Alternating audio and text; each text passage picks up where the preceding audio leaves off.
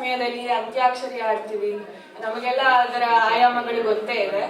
ಆದರೆ ಇದು ಗಮಕ ಕಲೆಯ ಎಲ್ಲ ಆಯಾಮಗಳನ್ನ ಒಳಗೊಂಡ ಒಂದು ಪ್ರಯತ್ನ, ಕಾವ್ಯ ಅಂತ್ಯಾಕ್ಷರಿ. ನಾವುಗಳು ಎಲ್ಲಾದ್ರೂ ಪ್ರವಾಸಕ್ಕೆ ಹೋಗ್ಬೇಕಾದ್ರೆ ಅಂತ್ಯಾಕ್ಷರಿಯನ್ನ ಆಡ್ತೇವೆ. ಈ ಅಂತ್ಯಾಕ್ಷರಿ ಅಂತ ಏನ್ ಆಡ್ತೇವೆ, ಅದು ಈ ಸಿನಿಮಾ ಗೀತೆಗಳನ್ನ ಮೂಲವಾಗಿಟ್ಕೊಂಡು ಅಂತ್ಯಾಕ್ಷರಿಯನ್ನ ಆಡ್ತೇವೆ. ಆದ್ರೆ ಈ ಹಳೆಗನ್ನಡ ಪದ್ಯಗಳನ್ನ ಆ ಕಾವ್ಯದಲ್ಲಿರುವಂತಹ ರಸಸ್ವಾದ ಮಾಡ್ತಾ ಅದರ ಅಂತ್ಯಾಕ್ಷರಿಯನ್ನ ಹಾಡುವಂತಹದ್ದು ಬಹಳ ವಿಶೇಷವಾಗಿರುವಂತಹ ಕಾರ್ಯಕ್ರಮ ಅಂತ ಮನಗಂಡು ಈ ಕಾರ್ಯಕ್ರಮವನ್ನ ನಾವು ಸುಮಾರು 10 ವರ್ಷದಿಂದ ಮಾಡ್ತಾ ಇದ್ದೇವೆ. ಮಕ್ಕಳು ಮಾಡ್ತಾ ಇದ್ರು, ದೊಡ್ಡವರು ಮಾಡ್ತಾ ಇದ್ರು. ಇವತ್ತು ಎಲ್ಲ ಪ್ರೌಢ ಕಲಾವಿದರು ಈ ಕಾರ್ಯಕ್ರಮದಲ್ಲಿ ಪಾಲ್ಗೊಳ್ತಾ ಇದ್ದಾರೆ. ಈ ಕಾವ್ಯಾಂತ್ಯಾಕ್ಷರಿಯಲ್ಲಿ ಒಟ್ಟು 4 ತಂಡಗಳಿವೆ. ಆ 4 ತಂಡಗಳನ್ನ ಕಾವ್ಯ, ಗಮಕ, ಸಂಗೀತ ಮತ್ತು ವ್ಯಾಖ್ಯಾನ ಅನ್ನುವಂತಹ 4 ತಂಡಗಳಿಗೆ ಹೆಸರನ್ನ ನಾವು ಇಟ್ಟಿದ್ದೇವೆ. ಕಾವ್ಯ ತಂಡದಲ್ಲಿ ಜಲಜಾರಾಜು ಹಾಗೂ ನಾಗಲಕ್ಷ್ಮಿ ಅವರು ಇರ್ತಾರೆ. ಸಂಗೀತ ತಂಡದಲ್ಲಿ ಮಂಜುಳಾ ಹಾಗೂ ಸಂಧ್ಯಾ ಇರ್ತಾರೆ. ಗಮಕ ತಂಡದಲ್ಲಿ ವಿಶಾಖ ಹಾಗೂ ಅಕ್ಷಯ್ ಮರಾಠೆ ಅವರು ಇರ್ತಾರೆ. 4ನೇ ತಂಡ ವ್ಯಾಖ್ಯಾನ ಕ್ಷಮಾ ಹಾಗೂ ಸುಷ್ಮಾ ಅವರು ಇರ್ತಾರೆ. ಒಟ್ಟು 4 ಮುಖ್ಯವಾದಂತಹ ಸುತ್ತು. ಒಂದು ಋತುವರ್ಣನೆ, ಇನ್ನೊಂದು ಅತಿಥಿ ಸತ್ಕಾರ ಹೇಗಾಗ್ತಾ ಇತ್ತು ಕಾವ್ಯಗಳಲ್ಲಿ, ಬೇರೆ ಬೇರೆ ಕಾವ್ಯಗಳಲ್ಲಿ ಅತಿಥಿ ಸತ್ಕಾರ ಹೇಗಿತ್ತು ಅಂತ, ಇನ್ನೊಂದು ಪಾತ್ರ ಪರಿಚಯ, ಮತ್ತು ಕೊನೆಯದಾಗಿ ಕಾವ್ಯ ರಸಧಾರೆ. ಅದನ್ನ ಅಂದ್ರೆ ಅಂತ್ಯಾಕ್ಷರಿಯನ್ನ ಮಾಡೋದರ ಮುಖಾಂತರ ಈ ಕಾರ್ಯಕ್ರಮವನ್ನ ನಡೆಸಿಕೊಡ್ತೇವೆ. ಮೊದಲಿಗೆ ಪ್ರಾರ್ಥನಾ ಪದ್ಯ. ಶ್ರೀ ಜನಕಜಾರಮಣ ವಿಮಲ ಸರೋಜ ಸಂಭವ ಜನಕನು ಅನುಪಮ ರಾಜಶೇಖರ ವಿನುತ ನಿಖಿಳಾಮರ ಕಿರೀಟ ಜಯ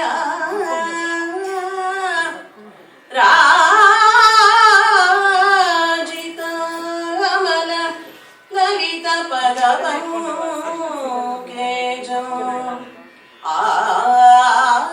ಆನತ ಜನ ದಯಾಸುರ ಭುಜ ತೊರವೆಯ ರಾಯ ನರಹರಿ ತೊರವೆಯ ರಾಯ ನರಹರಿ ಪಾಲಿಸುಗೆ ಜಗವಾ ತೊರವೆಯ ರಾಯ ನರಹರಿ ಪಾಲಿಸುಗೆ ಜಗವಾ.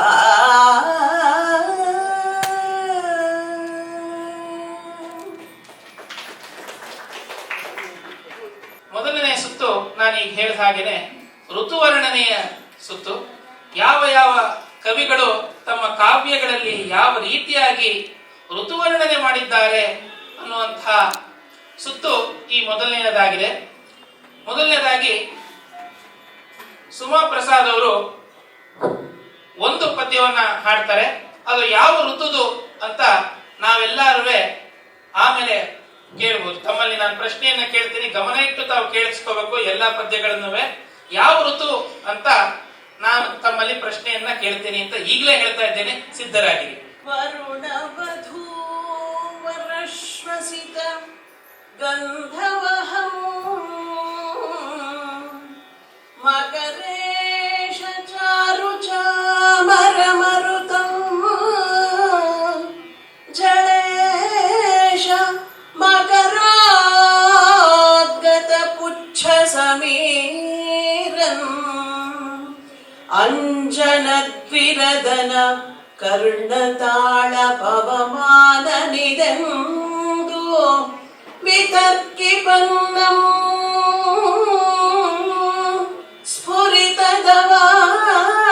ಸ್ಫುರಿತದವಾನಳಂ ಸುರಿದು ದೊಯ್ಯನೆ ಪಶ್ಚಿಮ ದಿಗ್ಭವಾನಿದಂ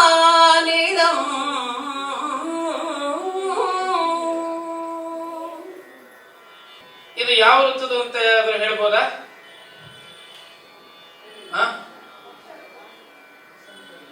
ವಸಂತ ಋತುನ,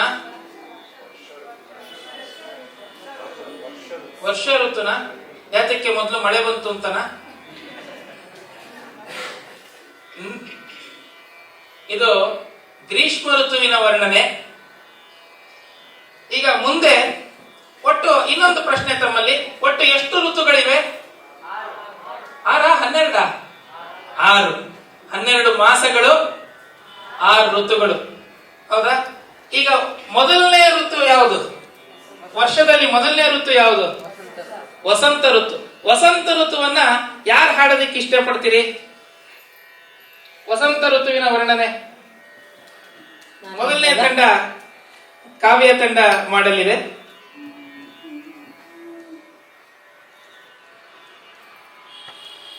ಎಳಗಿಲಿ ಬಿಂಬಿನ ಓದುವ ಮಠಂ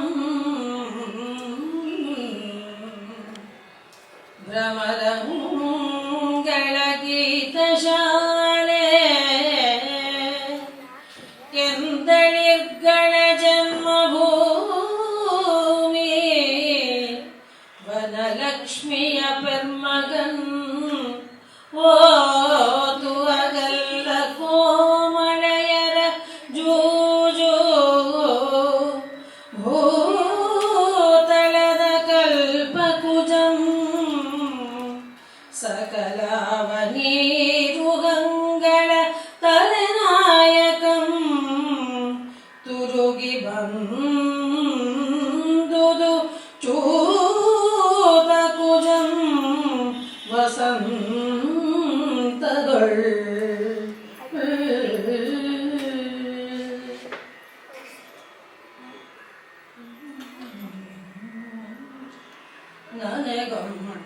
ನನಗೊಂದಾಣತಿ ಮಾಡಿ ಪಾಡುವವನಿದ್ದತ್ತು ಭೃಂಗಾಂಗನಾಧ್ವನಿಯಿಂದ ತಡಿಗೊಂಬು ಪೆಚ್ಚಿ ನಗುವಂತಿದ್ದತ್ತು ಪುಂಸ್ಕೋಕಿಲ ಧ್ವನಿಯಿಂದ ಮಿಡಿಗೊಂಬು ಬಾಜಿಸುವ ಮೋಲಿದ್ದತ್ತು ಧ್ವನಿಯಿಂದ ಹೊಸ ಸುಗ್ಗಿಯ ಉತ್ಸವಮನ್ ಆದಂಬೀರುವ ವಿಮ್ಮಾವಿನೊಳ್ ಹೊಸ ಸುಗ್ಗಿಯ ಉತ್ಸವವನ್ ಆದಂ ಬೀರು ವಿಮ್ಮಾವಿನೊಳ್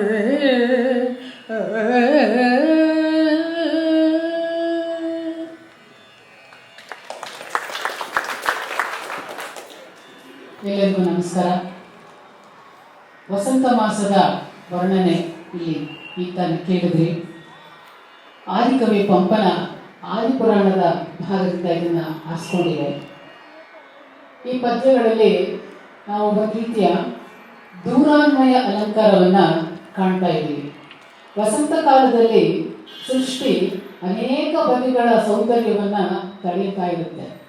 ಅದರಲ್ಲಿ ಆ ವಸಂತ ಕಾಲದಲ್ಲಿ ಮಾವಿನ ಮರಗಳ ಒಂದು ಸೊಬಗು ಹೇಗಿತ್ತು ಅಂತ ಈ ಎರಡೂ ಪದ್ಯಗಳಲ್ಲಿ ಮಾವಿನ ಮರವನ್ನೇ ಕೇಂದ್ರೀಕರಿಸಿ ವರ್ಣನೆಯನ್ನ ಮಾಡಿದೆ. ಬಹಳ ಸೊಗಸಾದ ವರ್ಣನೆ ಇದೆ. ಹೇಗಿದೆ ಆ ಮಾವಿನ ಮರ ಅದನ್ನ ಇಲ್ಲಿ ಸಕಲ ಅವನೀರುಹಂ ಭೂತಳದ ಕಲ್ಪಭುಜಂ ಅಂತ ಹೇಳ್ತಾರೆ. ಭೂಮಿಯ ಕಲ್ಪವೃಕ್ಷವೇ ಅದಂತೆ. ಮತ್ತೆ ಸಕಲ ಭೂಮಿಯಲ್ಲಿರ್ತಕ್ಕಂಥ ಎಲ್ಲಾ ಮರಗಳಿಗೆ ಇದು ನಾಯಕನಾಗಿರ್ತಕ್ಕಂಥದ್ದು ಈ ಚ್ಯುತವೃಕ್ಷ ಅಂತ ಹೇಳ್ತಾರೆ. ಈ ವಸಂತ ಕಾಲ ಬಂದಾಗ ಹೇಗಿದೆ ಆ ಮರ, ಅದರಲ್ಲಿ ಯಾವ್ಯಾವ ಬಗೆಯ ಒಂದು ಶಬ್ದ ಸಂಭ್ರಮವನ್ನ ಕಾಣ್ತೀವಿ ಅಂತ ಹೇಳಿದ್ರೆ, ಎಳಗಿಳಿ ವೀಟಿನ ಓದುವ ಮಠ. ಮಠ ಅಂದ್ರೆ ಶಾಲೆ. ಇಲ್ಲಿ ಎಳೆಯ ಈ ಗಿಳಿಗಳು ಅವುಗಳ ಒಂದು ಕಲರವ ಇದೆಯಲ್ಲ, ಆ ಕಲರವ ಒಂದಕ್ಕೊಂದಕ್ಕೆ ಮಾತಾಡ್ತಾ, ಈಗ ಸಣ್ಣ ಸಣ್ಣ ಶಾಲೆಗಳ ಹತ್ರ ಹೋದ್ರೆ, ನಾವು ಸಣ್ಣ ಮಕ್ಕಳು ಇರುವಂಥ ಶಾಲೆಗಳ ಹತ್ರ ಹೋದ್ರೆ ಅವುಗಳ ಒಂದು ಗಲಾಟೆ ಹೇಗೆ ಕೇಳಿಸ್ತಾ ಇರುತ್ತೆ ಅಂದರೆ ಅದನ್ನ ಇಲ್ಲಿ ಉದಾಹರಣೆಯಾಗಿ ತಗೋತಾ ಇದ್ದಾರೆ. ಆ ಗಿಳಿವಿಂಡಿನ ಗಿಳಿಗಳ ಗುಂಪು ಒಂದಕ್ಕೊಂದಕ್ಕೆ ತಮ್ಮ ಭಾಷೆಗೆ ಮಾತಾಡ್ಕೊಳ್ತಾ ಇರುವಂಥದ್ದು ಸಂಭ್ರಮದಿಂದ ವಸಂತ ಕಾಲದ ಸಂತೋಷವನ್ನು ಅನುಭವಿಸ್ತಾ ಮಾತಾಡ್ಕೊಳ್ತಾ ಇದೆಯೋ ತಮ್ಮ ಭಾಷೆಯಲ್ಲಿ. ಅದು ಅವುಗಳ ಓದುವ ಮಠ, ಅವುಗಳ ಶಾಲೆ ಅನ್ನೋ ಥರ ಆ ಮಾವಿನ ಮರ ಕಂಗೊಳಿಸ್ತಾ ಇದೆಯಂತೆ. ಭ್ರಮರಂಗಳ ಗೀತ ಶಾಲೆ, ಸಂಗೀತ ಶಾಲೆಯೇ ಆಗಿದೆಯಂತೆ. ದುಂಬಿಗಳು ತಮ್ಮ ಸಂಗೀತ ಪಾಠವನ್ನ ಕಲಿಯುವುದಕ್ಕೋಸ್ಕರ ಮಾವಿನ ಮರದ ಕೊಂಬೆಗಳ ಮೇಲೆಲ್ಲ ಝೇಂಕಾರ ಮಾಡ್ತಾ ಹಾಡ್ತಾ ಹಾರಾಡ್ತಾ ಇರುವಂಥದ್ದು ಅವುಗಳ ಗೀತ ಶಾಲೆ, ಸಂಗೀತ ಶಾಲೆಯ ಥರ ಅನ್ನಿಸ್ತಾ ಇದೆಯಂತೆ. ಕೆಂತಳಿರ್ಗಳ ಜನ್ಮಭೂಮಿ, ಮತ್ತೆ ಕೆಂಪಾದ ಚಿಗುರಾಗಿರ್ತಕ್ಕಂಥ ಎಲೆಗಳು ಅವುಗಳ ಜನ್ಮಭೂಮಿಯೇ. ಅದು ಇಡೀ ಮರವೇ ಅವುಗಳ ಜನ್ಮಭೂಮಿಯಾಗಿದೆ. ವನಲಕ್ಷ್ಮಿಯ ಪೆರ್ಮಗ ಅಂತ ಚೂತ ವೃಕ್ಷಕ್ಕೆ ಹೇಳ್ತಾ ಇದ್ದಾನೆ ಕವಿ ಇಲ್ಲಿ. ಅಂದ್ರೆ ಎಲ್ಲಾ ಮರಗಳು ಅಷ್ಟೇ ವನಲಕ್ಷ್ಮಿಯ ಮಕ್ಕಳು, ಅದರಲ್ಲಿ ಹಿರಿಯ ಮಗ ಅಂತೆ ಈ ಮಾವಿನ ಮರ.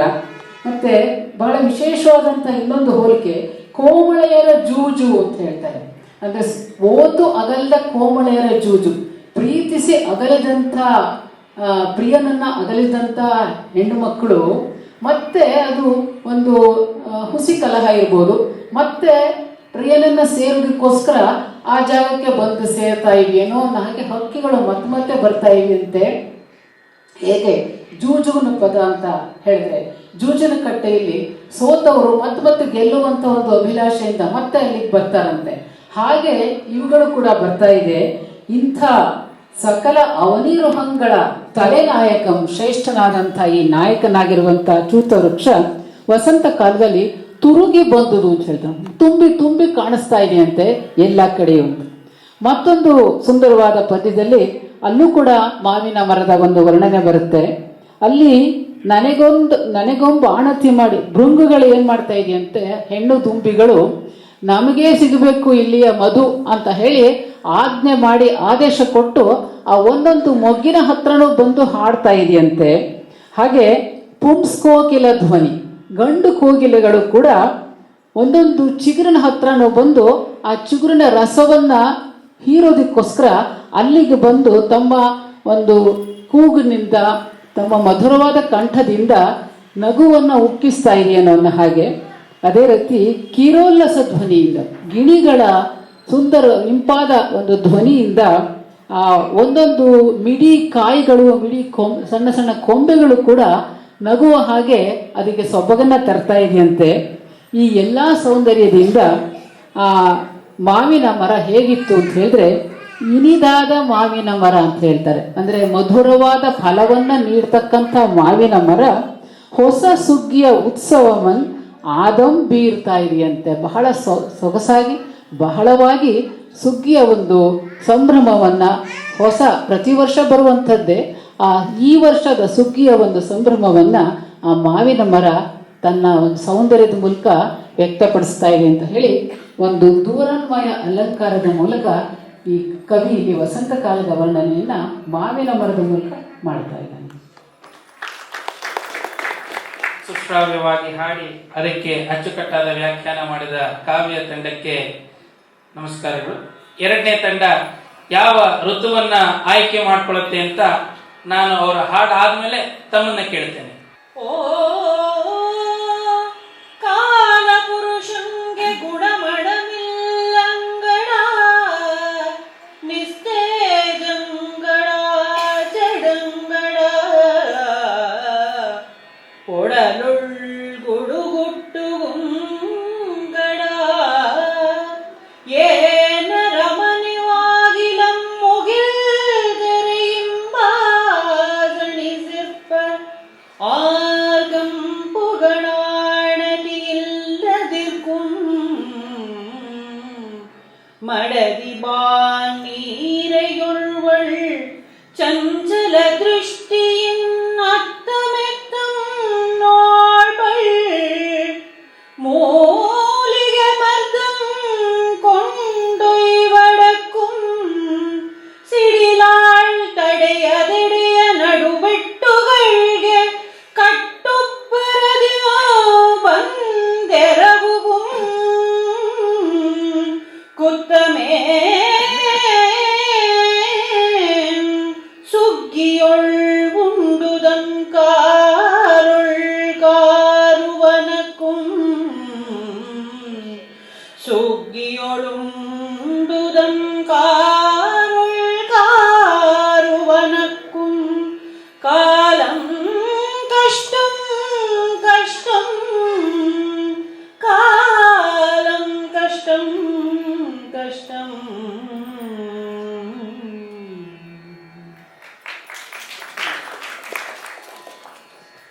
ಎಲೆ ಸೋಗೆನವಿಲೆ ಏಂ ನಲಿವೈ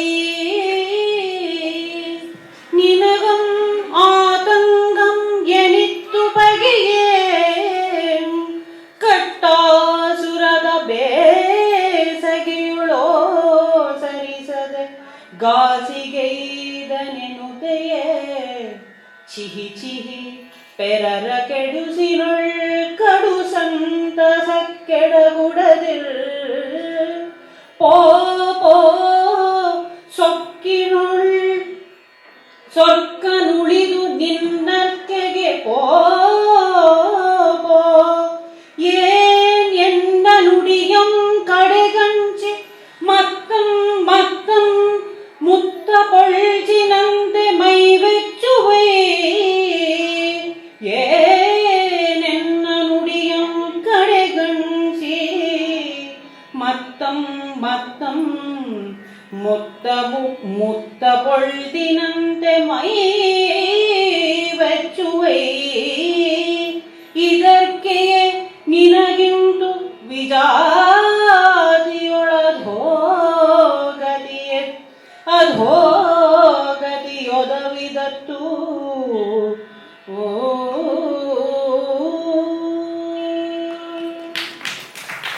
ಯಾವ ಋತುವಿನ ವರ್ಣನೆ ಇದು?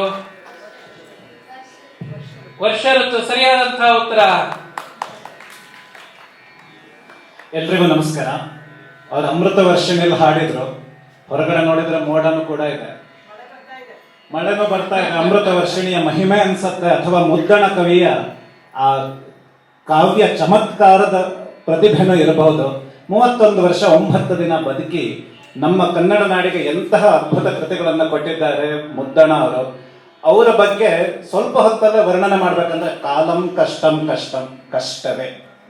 ಇದು ಕಲ್ಪನೆ ಹೇಗಿದೆ ಅಂದ್ರೆ, ಕಾಲಪುರುಷಂಗೆ ಚೂರು ಹುಷಾರಿರುವಂತೆ, ನಿಸ್ತೇಜಂಗಡ ಅಂತ ಹೇಳ್ತಾರೆ. ಅವರಿಗೆ ತೇಜಸ್ಸೇ ಇಲ್ಲ, ಜಡಂಗಡ. ಜಡಂ ಅಂದ್ರೆ ನೀರು ತುಂಬಿದ್ದು ಅಂತಲೂ ಒಂದು ಅರ್ಥ ಇದೆ. ಹಾಗಾಗಿ ಮೋಡಕ್ಕೆ ಕೂಡ ಇದನ್ನ ಹೇಳ್ತಾರೆ. ಏನು ಹುಷಾರಿಲ್ಲ, ಏನಾಗ್ತಿದೆ ಅಂತ ಗೊತ್ತಿಲ್ಲ. ಆ ಮುಗಿಲಿನ ಅರಮನೆಯನ್ನ ಮೋಡಗಳ ತೆರೆಗಳಿಂದ ಮುಚ್ಚಿಬಿಟ್ಟಿದ್ದಾರೆ. ಆರ್ಗೂ ಪುಗಲ್ ಆಣತಿ ಇರ್ಕೊಂಬಂತ, ಯಾರಿಗೂ ಒಳಗೆ ಹೋಗೋ ಹಾಗೂ ಇಲ್ಲ, ಹೊರಗೆ ಯಾರು ಬರೋ ಹಾಗೂ ಇಲ್ಲ. ಹಾಗಾಗಿ ಏನಾಗಿದೆ ಅಂದ್ರೆ, ಆತನ ಹೆಂಡತಿ ಬಾನ್ನೀರೆ ಅಂದ್ರೆ ಮಿಂಚು, ಗಂಡಂಗ್ ಹುಷಾರಿಲ್ಲ, ಮೂಲಿಗೆ ಮರ್ದು ಯಾರು ಔಷಧಿ ತರ್ತಾರೆ ಅಂತ ಅವಳಿಗೆ ಗೊತ್ತಿಲ್ಲ, ಒಳಗೆ ಔಷಧಿ ಇಲ್ಲ, ಹೊರಗೆ ಹೋಗಿ ತರಕ್ಕೆ ಯಾರಿಗೂ ಹೋಗೋ ಹಾಗಿಲ್ಲ, ಯಾರಾದ್ರೂ ಬರ್ತಾರ ಅಂತ ಆಗ ಈಗ ಅಲ್ಲಿ ಬಳ್ಳಿ ಮಿಂಚು ಸುಳಿತಾ ಇದ್ದಾಳೆ, ನೋಡ್ತಾ ಇದ್ದಾಳೆ. ಮಧ್ಯ ಸಿಡಿಲು ದೊಡ್ಡ ದೊಡ್ಡ ಗುಡ್ಡಗಳಿಗೆ ಬಂದು ಅಪ್ಪಳಿಸ್ತಾ ಇದೆ, ಅಲ್ಲಿಂದ ಏನಾದ್ರೂ ಸಿಕ್ಕಬಹುದೇನೋ ಅಂತ ಆಸೆ. ಈ ಥರದ ಒಂದು ಕಲ್ಪನೆ. ಮುದ್ದಣ ಅಂದ್ರೆ ನಂದಳಿಕೆಯವರು, ಅದು ಉಡುಪಿ ಜಿಲ್ಲೆ, ಪ್ರಸ್ತುತ ಉಡುಪಿ ಜಿಲ್ಲೆಯ ಒಂದು ಭಾಗ. ತುಂಬಾ ಮಳೆಗಾಲ ಇರುವಂತಹ ಒಂದು ಊರು. ಹಾಗಾಗಿ ಅಲ್ಲಿ ಹೊರಗೆ ಬಂದ್ಕೊಳ್ಳ ಬಹುಶಃ ಏನೂ ಕಂಡಿರ್ಲಿಕ್ಕಿಲ್ಲ, ಅಷ್ಟು ಕತ್ಲಾಗಿತ್ತೇನೋ. ಆಗ ಅದನ್ನ ನೋಡಿ ಹೀಗೆ ಬರೆದಿದ್ದಾರೆ.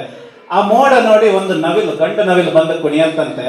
ಆಗ ಕವಿ ಎಷ್ಟು ಚೆನ್ನಾಗಿ ಹೇಳ್ತಾರೆ ಅಂದ್ರೆ, ಅಲ್ಲ ಅಲ್ಲಿ ಕಾಲಪುರುಷಂಗೆ ಹುಷಾರಿಲ್ಲ, ಅಲ್ಲಿ ಔಷಧಿ ತಗೊಂಡು ಹೋಗೋರು ಯಾರಿಲ್ಲ, ಏನ್ ನೀನ್ ನೃತ್ಯ ಮಾಡೋದಿಲ್ಲ, ಇನ್ನೊಬ್ಬರ ಕಷ್ಟದಲ್ಲಿ ಏನ್ ನಿನಗೆ ಖುಷಿ, ಹಾಗೆ ಮಾಡಬೇಡ, ನಾನು ಹೇಳ್ತೀನಿ, ನೀನು ಹೋಗು, ಇಲ್ಲ ಅಂದ್ರೆ ಹೀಗೆ ಮಾಡಿದ್ರೆ ನಿನ್ ಜಾತಿಯಲ್ಲಿ ಒಂಥರ ಅಧೋಗತಿ ಆಗತ್ತೆ.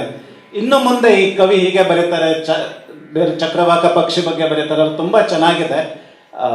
ಇದನ್ನ ನಾವು ಓದಿ ಇದನ್ನ ರಸಾನುಭವ ರಸಾಸ್ವಾದನೆ ಮಾಡಬೇಕು. ತುಂಬಾನೇ ಚೆನ್ನಾಗಿದೆ ಪದ್ಯ ಇದು. ಈ ಮಳೆಗಾಲದ ವರ್ಣನೆಯ ಒಂದು ನೋಟ ಅಷ್ಟೆ. ಈಗ ಮುಂದಿನ ಋತುವಿನ ವರ್ಣನೆ. ಮುಂದಿನ ಋತು ಶರದ್ ಋತು. ಕಡವಿನ ಕಂಪು ಅಡಂಗಿದುದು, ಜಾದಿಯ ಕಂಪು ಒದವಿತ್ತು, ಸೋಗೆಯುಕ್ಕು ಉಡುಗಿದುದು, ಅಂಚೆಯುಕ್ಕು ಹೊಸತಾಯ್ತು, ಮುಗಿಲ್ಗಳ ಕರ್ಪು ಪೀನ ಗಳಿಸಿದುದು, ಇಂದು ಮಂಡಳದ ಕರ್ಪು ಎಸೆದತ್ತು, ಘನಾಗಮನ ಶರದಾಗಮಂ ನೆರೆಯೇ ಪರ್ಬೇ ಸಮಸ್ತ ಮಹೀ ವಿಭಾಗಮಂ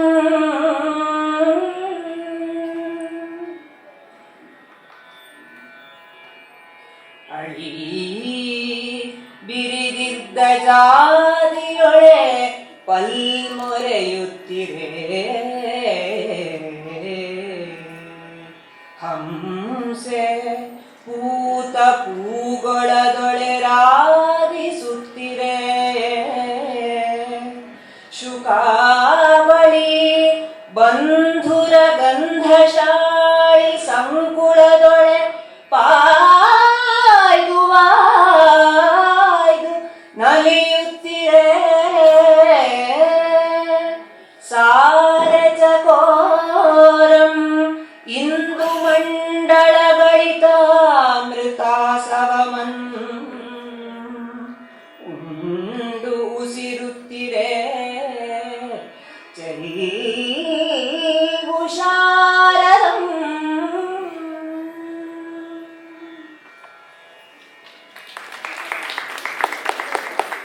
ಪಂಪ ಭಾರತದ ಶರತ್ ಋತುವಿನ ವರ್ಣನೆ ಇರುವಂತಹ 2 ಪದ್ಯಗಳನ್ನು ಇವರು ಹಾಡಿದ್ದಾರೆ.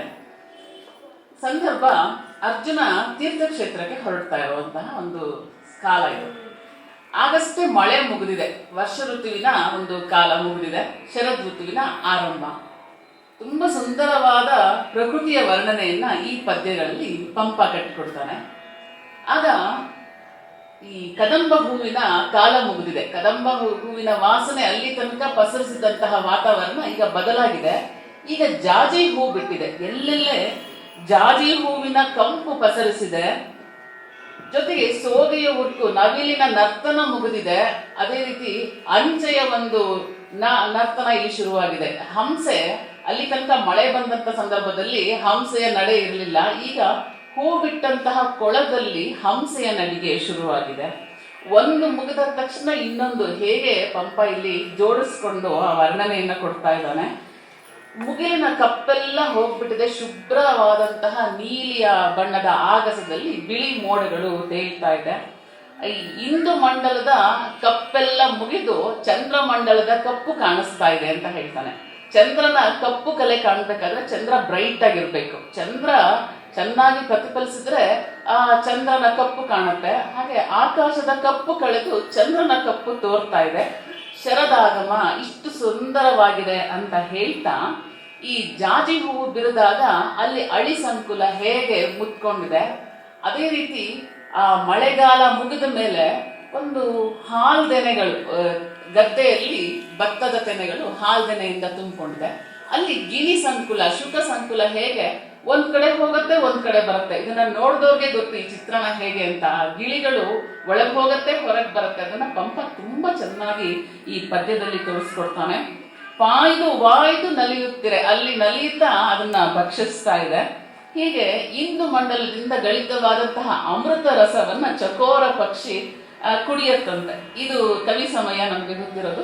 ಹೀಗೆ ಎಲ್ಲ ವಿಚಾರವನ್ನ ಸೇರಿಸಿಕೊಂಡು ಪಂಪ ಶರತ್ ಋತುವಿನ ವರ್ಣನೆಯನ್ನ ತುಂಬಾ ಸುಂದರವಾಗಿ ಈ ಪದ್ಯಗಳಲ್ಲಿ ಕಟ್ಟಿಕೊಟ್ಟಿದ್ದಾನೆ. ಆದಿಕವಿ ಪಂಪ ಈ ಋತುಗಳ ವರ್ಣನೆಯಲ್ಲಿ ಅತ್ಯಂತ ಶ್ಲಾಘನೀಯವಾದಂತಹ ಕೆಲಸ ಮಾಡಿದ್ದಾರೆ. ಹಾಗೆ ನಾವು ಇನ್ನೊಂದು ಪ್ರಶ್ನೆಯನ್ನ ತಮ್ಮಲ್ಲಿ ಕೇಳಬೇಕು ಅಂತ ಯೋಚನೆ ಮಾಡ್ತಾ ಇದ್ದೇನೆ. ಯಾವ ಕವಿ ಬರೆದಿರುವಂತಹ ಮಹಾಭಾರತಕ್ಕೆ ಕರ್ಣ ರಸಾಯನವಂತೆ ಭಾರತಂ ಅಂತ ಹೇಳಲಾಗುತ್ತೆ? ಪಂಪ ಭಾರತ, ವಿಕ್ರಮಾರ್ಜುನ ವಿಜಯ, ಪಂಪ ಭಾರತಕ್ಕೆ ಕರ್ಣ ರಸಾಯನವಂತೆ ಭಾರತಂ ಅಂತ ಹೇಳಲಾಗುತ್ತೆ. ತಮ್ಮ ಹೆಸರು ಸರಿಯಾದಂತಹ ಉತ್ತರ ಕೊಟ್ಟಂತ ಭಾರತಿ ನಾಗೇಂದ್ರ ಅವರು ಸರಿಯಾದಂತಹ ಉತ್ತರವನ್ನು ಕೊಟ್ಟಿದ್ದಾರೆ. ಅವರಿಗೆ ಅಭಿನಂದನೆಗಳನ್ನ ಸಲ್ಲಿಸ್ತೇವೆ. ಮುಂದಿನ ಋತುವಿನ ವರ್ಣನೆ ಶಿಶಿರ ಋತು. ನಡೆಯ ಮಾತೇಕೆ ಮೊದಲೇ ಪ್ರಾಣಂಗೆ ಆಯ್ತೆಂದೊಡೆ ಹಿಮದ ಮಹಿಮೆಯಂ ಪೇಳೊಡೆ ಕೇಳ್ವನವನುರ್ವನು ಉರ್ವಿ ತಳದೊಳ್ ಶೀತಂಪತ್ತಿದೊಡೆ ಇರನರಿಯದೆ ಜೀವಂಬಿಗುತ್ತು ಜಠರಾಗ್ನಿಯ ನೆಳರಿಸೆ ಹೊಗೆಯು ಸಿರ ಪಥದಿ ಹೊರಮಡುವುದು ಜನದ ಮುಖದೊಳೆಲ್ಲದೊಡುಂಟೆ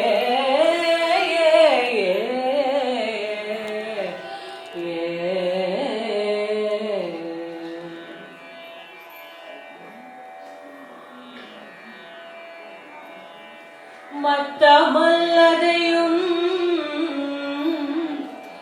ಈಕ್ಷಿಸಿದ ಎಳಸಿ ಭಸಿತದ ರಕ್ಷೆಯನೊಸೆದಿಟ್ಟು ಮಂಜಿನಿಂ ತೂಪಿರಿದುಂ ಶಿಕ್ಷಿಸಿ ಬಲ್ಪಿಂದೋಡುತ್ತ ರಕ್ಷಿಸುವಳ್ ಶೀತ ಮಾತೆ ಶಿಖಿ ಬಾಲಕನಂ ರಕ್ಷಿಸುವಳ್ ಒದವಿ ಧರಾತಳದೊಳ್ ತೀವಿದ ಶೀತ ಕಂಜಿ ಕಂಪಿಸುತ್ತುಂ ನಿಲಲಾರದೆ ಬಡವಾಗೆ ಕರಂ ಕಾಷ್ಠದೊಳಗೆ ಪೊಕ್ಕಂ ಕೃಷಾನುವು ಏನುಂ ಪೇಳ್ವಂ ಏನುಂ ಪೇಳ್ವಂ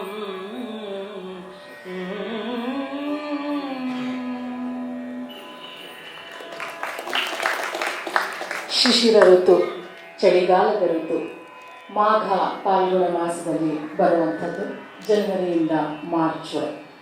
ಶಿಶಿರ ಅಂದರೆ ವಿಷ್ಣುವಿನ ಹೆಸರೂ ಹೌದು, ಶಿವನ ತಂಪಾದ ಅಂಶವನ್ನು ಸೂಚಿಸೋದಕ್ಕೂ ನಾವು ಶಿಶಿರ ಅಂತ ಬಳಸ್ತೀವಿ. ಈಗ ಅವರು ಹಾಡಿದಂಥ ಕಾವ್ಯ ಗಿರಿಜಾ ಕಲ್ಯಾಣದ್ದು. ಕವಿ ಹರಿಹರ. ಹರಿಹರನನ್ನ ನಾವು ವಿಮರ್ಶಕರು ಹೊಸ ಕನ್ನಡದ ಮೊದಲನೇ ಕವಿ ಅಂತಾನೆ ಗುರುತಿಸ್ತೀವಿ. ಅವನು 13ನೇ ಶತಮಾನದವನಾದ್ರೂ ಕೂಡ. ಯಾಕೆಂದ್ರೆ ಅವನ ಕಾವ್ಯದಲ್ಲಿ ಅಷ್ಟು ಒಂದು ರೀತಿಯ ಆಡು ನುಡಿಗಳು ಹೊಸತನವನ್ನ ನೋಡ್ಬೋದು. ಇಲ್ಲೂ ಅವನು ಹೇಳ್ತಾನೆ, ನುಡಿಯೆಲ್ಲವೂ ಹೂ ಹೂ ಹೂ ಹೂ ಅಂತ ಮಾತಾಡ್ತಿರ್ತಾರಂತೆ ಜನ. ಅದಕ್ಕೆ ಇನ್ನು ನಡೆಯ ಮಾತೇಕೆ, ಯಾರಿಗೆ ಎದ್ದು ಓಡಾಡಕ್ ಮನ್ಸಿರುತ್ತೆ ಚಳಿಗಾಲದಲ್ಲಿ, ಹೊತ್ಕೊಂಡು ಕೂತಿರ್ತಾರೆ. ಮಾತಾಡಕ್ಕೇನೆ ಹೂ ಅಂತ ಮಾತಾಡ್ತಿರ್ತಾರೆ. ಈ ನಡೆಯೋ ಮಾತು ಯಾಕಪ್ಪ ಹೇಳ್ತೀಯಾ? ಒಡಲೆ ಪ್ರಾಣಕ್ಕೆ ಕುಪ್ಪಸದ ರೀತಿ, ಪ್ರಾಣ ಎಲ್ಲಿ ಕಳೆದೋಗುತ್ತೋ ಅನ್ನೋ ರೀತಿ ನಾವು ದೇಹವನ್ನೇ ಅದಕ್ಕೆ ಕುಪ್ಪಸ ಮಾಡಿಕೊಂಡು ಸ್ವೆಟರ್ ಹಾಕೊಂಡು ಹೇಗೆ ಕೂತಿರ್ತೀವೋ ಆ ರೀತಿಯ ಹಿಮದ ಮಹಿಮೆ ಇದೆ. ಅದನ್ನ ಯಾರು ಬಣ್ಣಿಸ್ತಾರೆ? ಹೆಚ್ಚು ಶೀತವನ್ನ ತಡೆಯಲಾರದೆ ಜೀವವನ್ನ ಬಿಗಿ ಹಿಡಿದು ಜಠರಾಗ್ನಿಯನ್ನ ಪುಟಗೊಳಿಸಿ ಹೊಟ್ಟೆ ಎಲ್ಲ ಅಂಗಾಂಗಗಳು ಸುರುಡ್ಕೊಂಡ್ಬಿಟ್ಟಿದೆಯೋ ಅನ್ನೋ ಹಾಗೆ ಅನಿಸ್ತಿರುತ್ತೆ. ಅಂಥ ಸಮಯದಲ್ಲೂ ಬಾಯಲ್ಲಿ ಹೊಗೆಯ ಉಸಿರನ್ನ ಬಿಡಕ್ಕೆ ಯಾರಿಗೆ ಸಾಧ್ಯ? ಮನುಷ್ಯನೊಬ್ಬನಿಗೆ ಮಾತ್ರ ಸಾಧ್ಯ ಅಂತ ಈ ಹರಿಹರ ತುಂಬಾ ಚೆನ್ನಾಗಿ ಹೇಳುತ್ತಾನೆ. ಅದಕ್ಕಿಂತ ಮುಂದಿನ 2 ಪದ್ಯದ ಕಲ್ಪನೆ ಎಷ್ಟು ಚೆನ್ನಾಗಿದೆ ಅಂದ್ರೆ, ಮನೆಯಲ್ಲಿ ನಾವು ತಾಯಂದ್ರು ಮಕ್ಕಳಿಗೆ ಜ್ವರ ಬಂದ್ರೆ ಏನೋ ವಿಭೂತಿ ಇಟ್ಟಿದ್ದೆ, ನಿವಾಳಿಸಿದ್ದೆ, ಸ್ವೆಟರ್ ಹಾಕಿದ್ದೆ, ಬೆವರ್ತಿದ್ರು ಸ್ವೆಟರ್ ಹಾಕಿ ಕೂರಿಸಿರ್ತೀವಿ. ಹಾಗೆ ಶೀತ ಅನ್ನುವಂತಹ ತಾಯಿ ಬೆಂಕಿ ಅನ್ನುವಂತಹ ಮಗುವನ್ನ, ಯಾಕಂದ್ರೆ ಅದು ಬಲಶಾಲಿ ಇರೋದಿಲ್ವಲ್ಲ ಬೆಂಕಿ, ಚಳಿಗಾಲದಲ್ಲಿ ಹಿಮದಲ್ಲಿ ಬೆಂಕಿ ಹತ್ಕೊಳ್ಳೋದಿಲ್ಲ. ಅದಕ್ಕೆ ಪಾಪ ಬಡವಾಗಿರುವಂತಹ ವೀಕಾಗಿರುವಂತಹ ಮಗುವನ್ನ, ಜ್ವರ ಹೊಂದಿರುವಂತಹ ಮಗುವನ್ನ ಶೀತ ಅನ್ನುವಂತಹ ತಾಯಿ ರಕ್ಷಿಸಿ ಅವನಿಗೆ ಬಸಿತದ ರಕ್ಷೆಯನ್ನ ಇಟ್ಟು ಮಂಜಿನಿಂದ ನೀವಾಡಿಸಿ ಅವನನ್ನ ರಕ್ಷಿಸ್ತಾ ಇದ್ದಾಳಂತೆ. ಇಷ್ಟಲ್ಲದೆ, ಯಾಕಂದ್ರೆ ಬೆಂಕಿಗೆ ಕೃಷಾನು ಅನ್ನುವಂತಹ ಒಂದು ಹೆಸರು ಇದೆ. ಕೃಷಾನು ಅಂತ ಅಂದ್ರೆ ಕೃಶವಾಗಿರುವಂಥದ್ದು, ಬಡವಾಗೋಗಿರುವಂತದ್ದು ಅಂತ. ಸೊ ಅದಕ್ಕೆ ಬಹುಶಃ ಹಿಮದ ಕಾಲದಲ್ಲಿ ಬೆಂಕಿ ಈ ರೀತಿ ಬಡವಾಗಿರೋದನ್ನ ನೋಡೇ ಕೃಷಾನು ಅಂತ ಹೆಸರಿಟ್ಟಿರ್ಬೇಕು. ಕೃಷಾನು ಅನ್ನುವಂತಹ ಹೆಸರು ಹಿಮಂತ ಋತುವಿನಲ್ಲಿ ಸಾರ್ಥಕವಾಯಿತು. ಅಗ್ನಿದೇವ ಶೀತಕ್ಕೆ ಹೆದರಿ ನಿಂತ್ಕೊಳ್ಳಕ್ಕಾಗದೆ ಕೃಶವಾಗ್ಬಿಟ್ಟಿದ್ದಾನೆ ಅಂತ ಇಲ್ಲಿ ಕವಿ ಆ ಮಂಜಿನ ಕಾಲವನ್ನ, ಶಿಶಿರ ಋತುವನ್ನ ಅದ್ಭುತವಾಗಿ ನಮ್ಮ ಜನಸಾಮಾನ್ಯರ ಜೀವನಕ್ಕೆ ಅದನ್ನ ಹೋಲಿಸಿ ಬರೆದಿರುವಂತದ್ದು ತುಂಬಾ ಚೆನ್ನಾಗಿದೆ ಕವಿಗಳು. ಅತ್ಯಂತ ಸುಶ್ರಾವ್ಯವಾಗಿ ಹಾಡಿದಂತಹ ಶ್ರಮಾ ಅವರಿಗೆ, ಅಷ್ಟೇ ಉತ್ತಮವಾಗಿ ವ್ಯಾಖ್ಯಾನ ಮಾಡಿದಂತಹ ಸುಷ್ಮಾ ಅವರಿಗೆ ವಂದನೆಗಳನ್ನು ಸಲ್ಲಿಸ್ತಾ ಮೊದಲನೇ ಸುತ್ತಿನ ಅಂತ್ಯಕ್ಕೆ ನಾವು ಬಂದಿದ್ದೇವೆ. ಈಗ ಎರಡನೇ ಸುತ್ತು ಅತಿಥಿ ಸತ್ಕಾರದ ಸುತ್ತು. ಹೇಗೆ ಅತಿಥಿ ಸತ್ಕಾರದ ವರ್ಣನೆ ಆಗಿದೆ ಬೇರೆ ಬೇರೆ ಕಾವ್ಯಗಳಲ್ಲಿ ಅನ್ನುವಂಥದ್ರ ಪರಿಚಯವನ್ನ ನಿಮಗೆ ಮಾಡಿಕೊಡಲಾಗುತ್ತೆ. ಮೊದಲನೇದಾಗಿ ತಂಡ ವಿಶಾಖ ಹಾಗೂ ಅಕ್ಷಯ್ ಇರುವಂತಹ ಗಮಕ ತಂಡ ಮೊದಲನೇ ವರ್ಣನೆಯನ್ನ ಮಾಡಲಾಗುತ್ತೆ. ಇದನ್ನ ಸರಿಯಾಗಿ ತಿಳ್ಕೊಂಡು ಯಾವ ಆತಿಥ್ಯ ಅಂತ ನೋಡಿ, ಆ ಆತಿಥ್ಯ ಯಾವ ಕಾವ್ಯದಲ್ಲಿ ಬಂದಿದೆ ಅಂತಲೂ ತಾವೇ ಹೇಳಬೇಕು. ಅವರು ಮಾತ್ರ ಉಂಟಂತೆ ಇದು ಸ್ವಲ್ಪ ಕಷ್ಟ ಆಗುತ್ತೆ, ನೋಡೋಣ, ಯೋಚನೆ ಮಾಡೋಣ. ನೋಡಿದನು ಮನದನಿಯೇ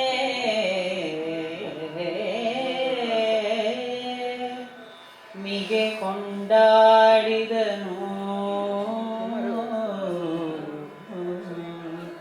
ನೋಡಿದನು ಮನದಣಿಯೇ ಮಿಗೆ ಕೊಂಡಾಡಿದನು,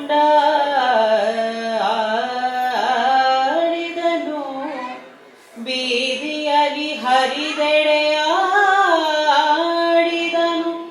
ಭ್ರಮೆಯಾಯ್ತು ವಿದುರಂಗೆಂಬ ಗಾವಳಿಯ,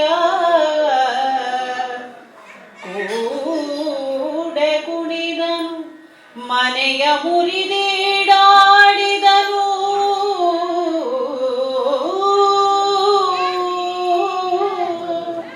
ಕೂಡೆ ಕುಣಿದನು ಮನೆಯ ಮುರಿದೀಡಾಡಿದನು,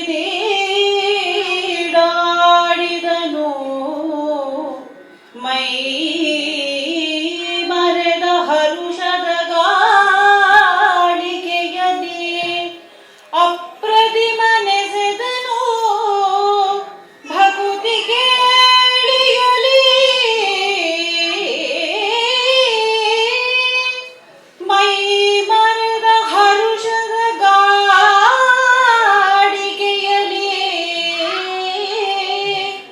ಅಪ್ರತಿಮ ನೆಸೆದನು, ಭಕುತಿ ಕೇಳಿಯಲಿ ಅಪ್ರತಿಮ ನೆಸೆದನು, ಭಕುತಿ ಕೇಳಿಯಲಿ.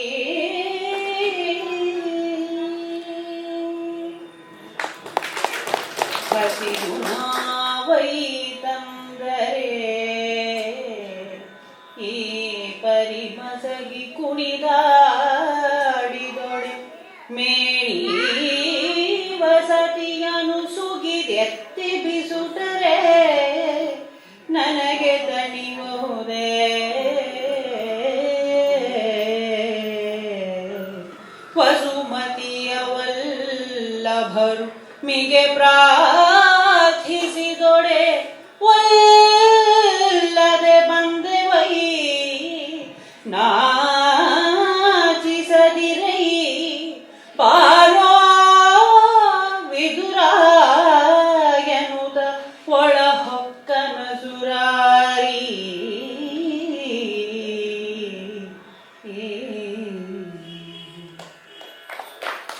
ಒಲ ಬರಬೇಕೋ ತುಕವು ಪಾಲ್ಗಡಲೊಳಗೆ ಮಲಗುವ ವಿಷ್ಣು, ವಿದುರನ ನಿಲಯದೊಳಗೆ ಒಕ್ಕುಡಿದೆ ಹಾಲಲಿ ಹಸಿವ ಮೂಕಿದನು,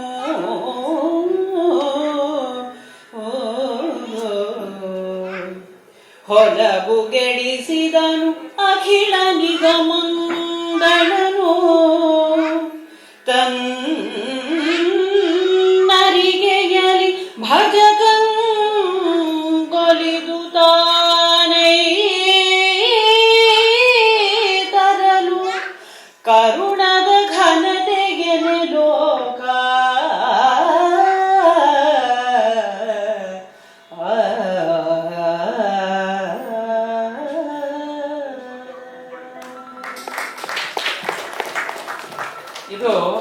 ಈ ಕ್ವಶನ್ ನಾನು ಹೇಗೆ ಕೇಳ್ತಾ ಇದ್ದೀನಿ ಅಂತಂದ್ರೆ, ಆನ್ಸರ್ ಶೀಟ್ ಅನ್ನ ನಿಮಗೆ ಕೊಟ್ಟು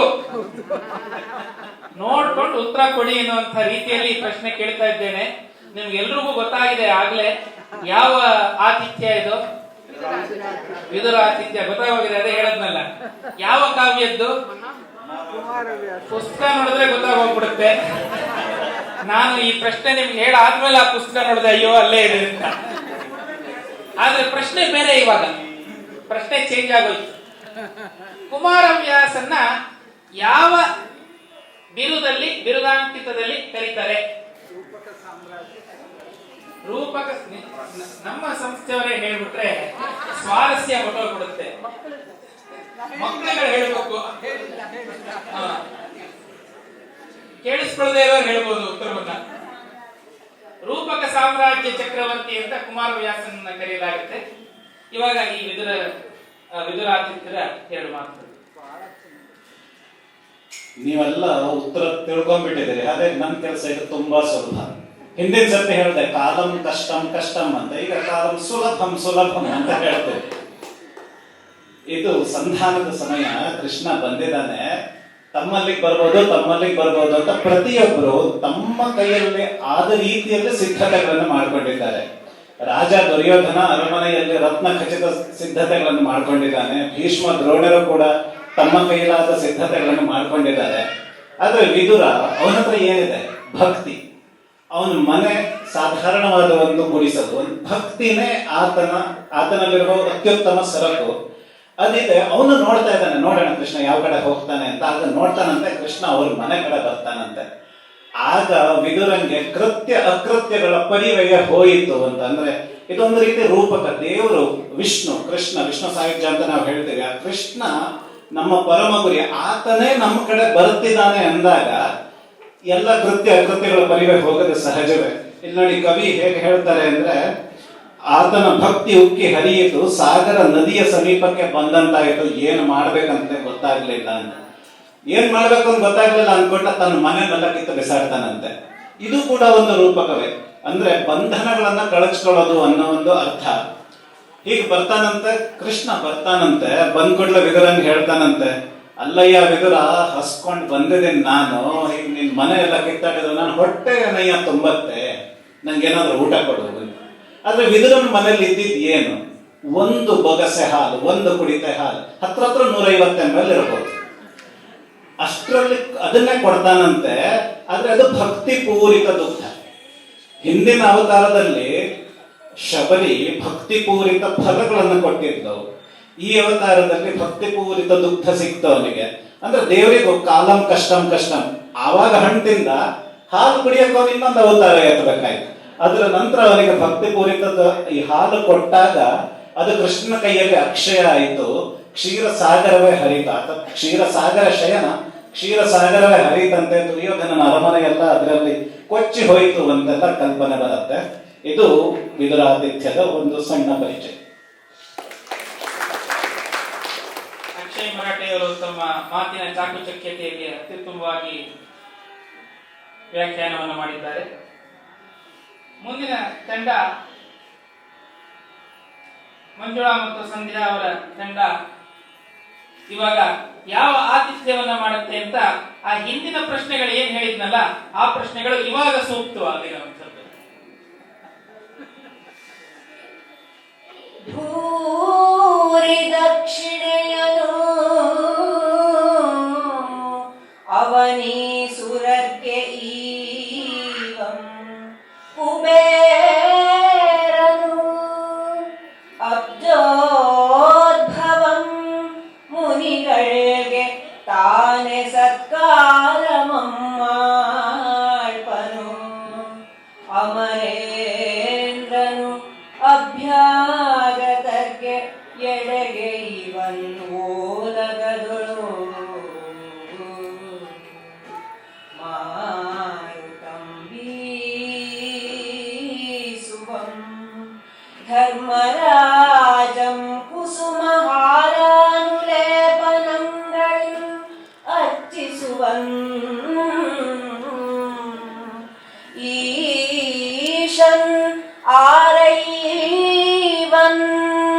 ಅಗ್ನಿ ವೀಳೆಯವಳಿಡುವನ್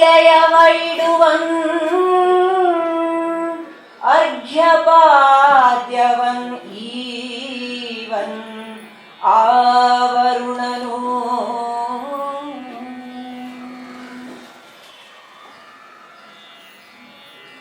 ಯವನ ಕುಳ್ಳಿರು ಚೈದ್ಯ ಬಂದೆರಗು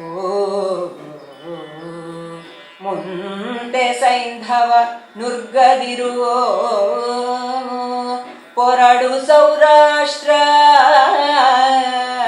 ಕಾಣಿಕೆಯನು ಅವನೀಶಗೆ ಇಡು ನಿಷಧಾಗ ಹೂಣನ ಸವೀರನ್ ಎಲ್ಲಿ ಕರೆ ಹೈಹಯನನು ಪವಣರಿತು ನಡೆಲಾಳ ಕೈಗಟ್ಟು ಚೋಳ ಪಿಂತೆ ಅವನೊಡನೆ ಹೋಗು ಕರ್ನಾಟ ನೀನು ಎಂದು ಅಲ್ಲಿ ಪವನ ಜಮ್ಮುಂತಪ್ಪ ಮರ್ಕಟ ಪ್ರವರರು ಓಲೈಸುತ್ತಿದ್ದರು ಸಭೆಯೊಳು. ದೇವತೆಗಳೆಲ್ಲ ಸ್ವಾಗತ ಮಾಡಿದ್ರು ಅಂತ ಹೇಳ್ತಾ ಇದ್ದಾರೆ. ವರುಣ ದೇವ, ಅಗ್ನಿ, ಎಲ್ರೂ. ಇದನ್ನ ಬರೆದಿರುವಂತಹ ಕವಿ ಯಾರು ಮತ್ತು ಯಾವ ಆತಿಥ್ಯ ಇದು? ಜೈಮಿನಿ ಭಟ್ರ ಅಶ್ವಮೇಧ ಯಾಗದ ಪ್ರಸಂಗ. ಆಗ್ಲಿ, ಇನ್ಯಾರಾದ್ರೂ ಉತ್ತರವನ್ನು ಕೊಡೋರಿದ್ದೀರಾ? ಜೈಮಿನಿ ಭಾರತದ ಅಶ್ವಮೇಧ ಪ್ರಸಂಗ ಅಂತ ಹೇಳ್ತಾ ಇದ್ದಾರೆ, ಆಗಿರಬಹುದು ಅಂತ. ಇಲ್ಲ ಅಂತ ಹೇಳೋರು ಯಾರು ಇದ್ದೀರಾ? ಅಥವಾ ಹೌದು ಅಂತ ಸೇರಿಸೋರು ಯಾರು ಇದ್ದೀರಾ? ನೀವು ಹೇಳೋ ಹಾಗಿಲ್ಲ, ಆಯೋಜಕರೇ ಹೇಳ್ಬಿಟ್ರೆ. ಇದು ಮುದ್ದಣ ಕವಿ ಬರೆದಿರುವಂತಹ ರಾಮ ಪಟ್ಟಾಭಿಷೇಕ ಕಾವ್ಯದ ಒಂದು ವಿಚಾರ. ಶ್ರೀರಾಮ ಕಾಡಿಗೆ ಹೋದಾಗ ಅವನು ವಾಪಸ್ ಬರೋದಕ್ಕೆ ಇಡೀ ಅಯೋಧ್ಯೆಯ ಜನತೆ ಕಾಯ್ತಾ ಇರುತ್ತೆ. ಯಾವಾಗ ರಾಮ ಬರ್ತಾನೋ, ಯಾವಾಗ ಅವನಿಗೆ ಪಟ್ಟಾಭಿಷೇಕ ಆಗುತ್ತೋ ಅಂತ. ಇಲ್ಲಿ ಕವಿಯ ವರ್ಣನೆ ಹೇಗಿದೆ ಅಂದ್ರೆ, ಬರೀ ಅಯೋಧ್ಯೆಯ ಜನ ಅಷ್ಟೇ ಅಲ್ಲ, ಇಡೀ ದೇವ ಸಂಕುಲವೇ ಕಾಯ್ತಾ ಇದೆ ಅಂತ. ಅವನಿಗೆ ಪಟ್ಟಾಭಿಷೇಕವಾದ ಸುಮುಹೂರ್ತವನ್ನ ವಸಿಷ್ಠರ ನೇತೃತ್ವದಲ್ಲಿ ನಡೆಸೋದಕ್ಕೆ ಮುಂದಾದಾಗ ದೇವತೆಗಳೇ ಬಂದು ಒಂದೊಂದು ಕಾರ್ಯವನ್ನ ಅವ್ರು ಕೈಗೊಳ್ತಾರೆ. ಅದರಲ್ಲಿ ಯಾರ್ಯಾರು ಹೇಗೆ ಆತಿಥ್ಯವನ್ನ ನಡೆಸ್ತಾ ಇದ್ದಾರೆ ಅನ್ನೋದನ್ನ ಈ ಪದ್ಯಗಳಲ್ಲಿ ಕವಿ ತುಂಬಾ ಚೆನ್ನಾಗಿ ಕಟ್ಕೊಟ್ಟಿದ್ದಾನೆ. ಭೂರಿ ದಕ್ಷಿಣೆಯನ್ನ ಬ್ರಾಹ್ಮಣರಿಗೆ ಕೊಡೋದಿಕ್ಕೆ ಅಂತ ಸ್ವತಃ ಕುಬೇರನೇ ಬಂದ್ಬಿಟ್ಟಿದ್ದಾನಂತೆ. ಕುಬೇರನೇ ರಾಮನ ಪಟ್ಟಾಭಿಷೇಕ ಸಂದರ್ಭದಲ್ಲಿ ದಕ್ಷಿಣೆಯನ್ನ ಕೊಡ್ತಾ ಇದ್ದಾನೆ ಬ್ರಾಹ್ಮಣರಿಗೆ. ಮುನಿಗಳಿಗೆ ಸ್ವತಃ ಬ್ರಹ್ಮನೇ, ಕಮಲೋದ್ಭವನಾದಂತಹ ಬ್ರಹ್ಮನೇ ಬಂದು ಮುನಿಗಳಿಗೆ ಅವನು ಸತ್ಕಾರವನ್ನ ನೀಡ್ತಾ ಇದ್ದಾನೆ. ದೇವೇಂದ್ರ ಸದಾಕಾಲ ತನ್ನ ಸೀಟನ್ನ ಭದ್ರ ಮಾಡ್ಕೊಳ್ಳುವಂತ ದೇವೇಂದ್ರ ಅಭ್ಯಾಗತರಿಗೆ ತಾನು ದಾರಿ ಮಾಡ್ಕೊಡ್ತಾ ಇದ್ದಾನಂತೆ. ಅವನ ಸೀಟನ್ನ ಬಿಟ್ಕೊಡ್ತಾ ಇದ್ದಾನೆ. ಅಲ್ಲಿ ಬಂದಿರುವಂತಹ ಅಭ್ಯಾಗತರು ಅಂದ್ರೆ ಕರೆಸ್ಕೊಂಡು ಬಂದಿರೋರು ಒಂದಷ್ಟು ಜನ, ಆದ್ರೆ ಕರೆಯದೇ ಬಂದಿರೋರು ಒಂದಷ್ಟು ಜನ. ಅವ್ರಗಳಿಗೆ ಉಚಿತವಾದ ಆಸನವನ್ನ ಅಲ್ಲಿ ಅರೇಂಜ್ ಮಾಡಿರೋದಿಲ್ಲ. ಅವ್ರಿಗೆ ಇಂದ್ರ ನೋಡ್ಕೊಳ್ತಾ ಇದ್ದಾನೆ. ಅಮರೇಂದ್ರ ಬಂದು ಓಲಗದಲ್ಲಿ ಅವ್ರಿಗೆ ದಾರಿಯನ್ನ ಮಾಡ್ಕೊಡ್ತಾ ಇದ್ದಾನೆ. ಸ್ವತಃ ವಾಯುವೆ ನಿಂತು ಚಾಮರವನ್ನ ಬೀಸ್ತಾ ಇದ್ದಾನೆ, ಗಾಳಿಯನ್ನ ಹಾಕ್ತಾ ಇದ್ದಾನೆ.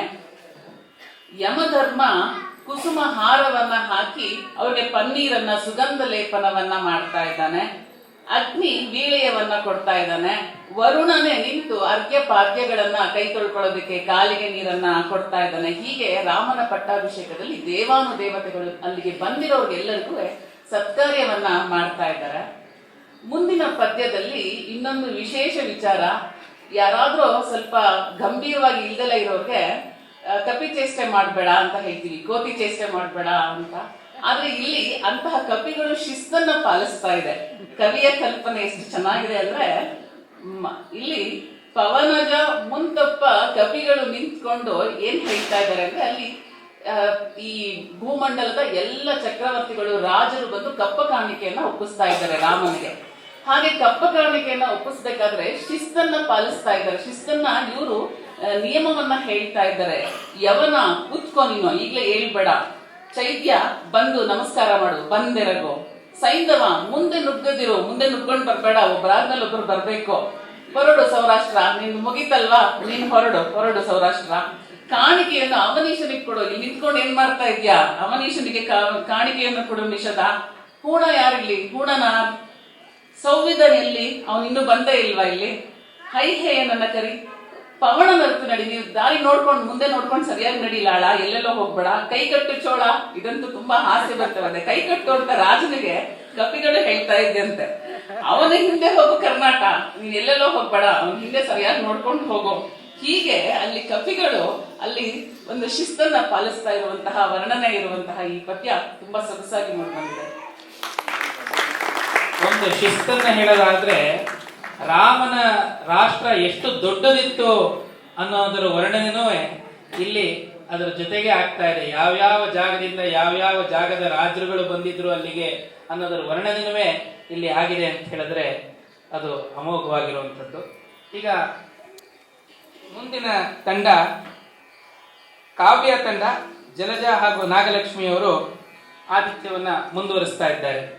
ಎಂದು ಬಾಲಕರ ನುಡಿಯೊಳಾಧರಿಸಿ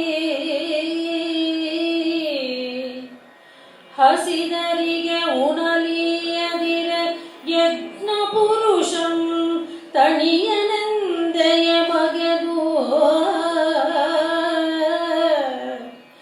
ಎಳೆಯರಿಗೆ ಹೊರಮಿಗಿಲೆಂಬನೆವದೊಳು ಎಳೆಯರಿಗೆ ಹೊರಮಿಗಿಲೆಂಬನೆವದೊಳು ತಾವೇ ಭೋಜನದ ಹುಗ್ಗಿ ಸಕ್ಕರೆ ಹುಗ್ಗಿ ಹುಳಿ ಉದ್ದಿನೋಗರೆ ದಧ್ಯನ್ನ ವಿವಿಧ ಪೂಪು ಉಂಡಲಿಗೆ ಯೂರಿಗೆಗಳು ಕಜಾಯ ಘೃತ ಪಾಯಸಂಗಳಂ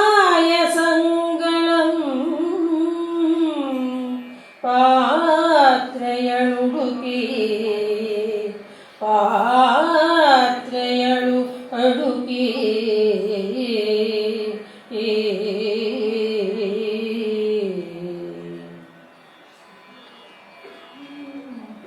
ಪತಿಯರ ಕೇಳುವ ಸೂಚನೆಯಿತ್ತ ಹಿರಿಯಳ ಮಾತು ನಡುಹರೆಯದೊಬ್ಬಳಿಂ ಕ್ಷೀಣಿಸಲು ಪತಿಯರ ಕೇಳುವ ಸೂಚನೆಯಿತ್ತ ಹಿರಿಯಳ ಮಾತು ನಡುಹರೆಯದೊಬ್ಬಳಿಂ ಕ್ಷೀಣಿಸಲು ಜೊತೆಗೊಂಡಾಕೆಯನು ಸುದತಿಯರು ನಡೆದರೆಲ್ಲವ ಹೊತ್ತು ತಲೆಯೊಳಗೆ ಶ್ರೀರಾಮನು ವೃಷಭನು ದಾರಿಯ ತೋರೆ ಶ್ರೀಕೃಷ್ಣ ಸನ್ನಿಧಿಗೆ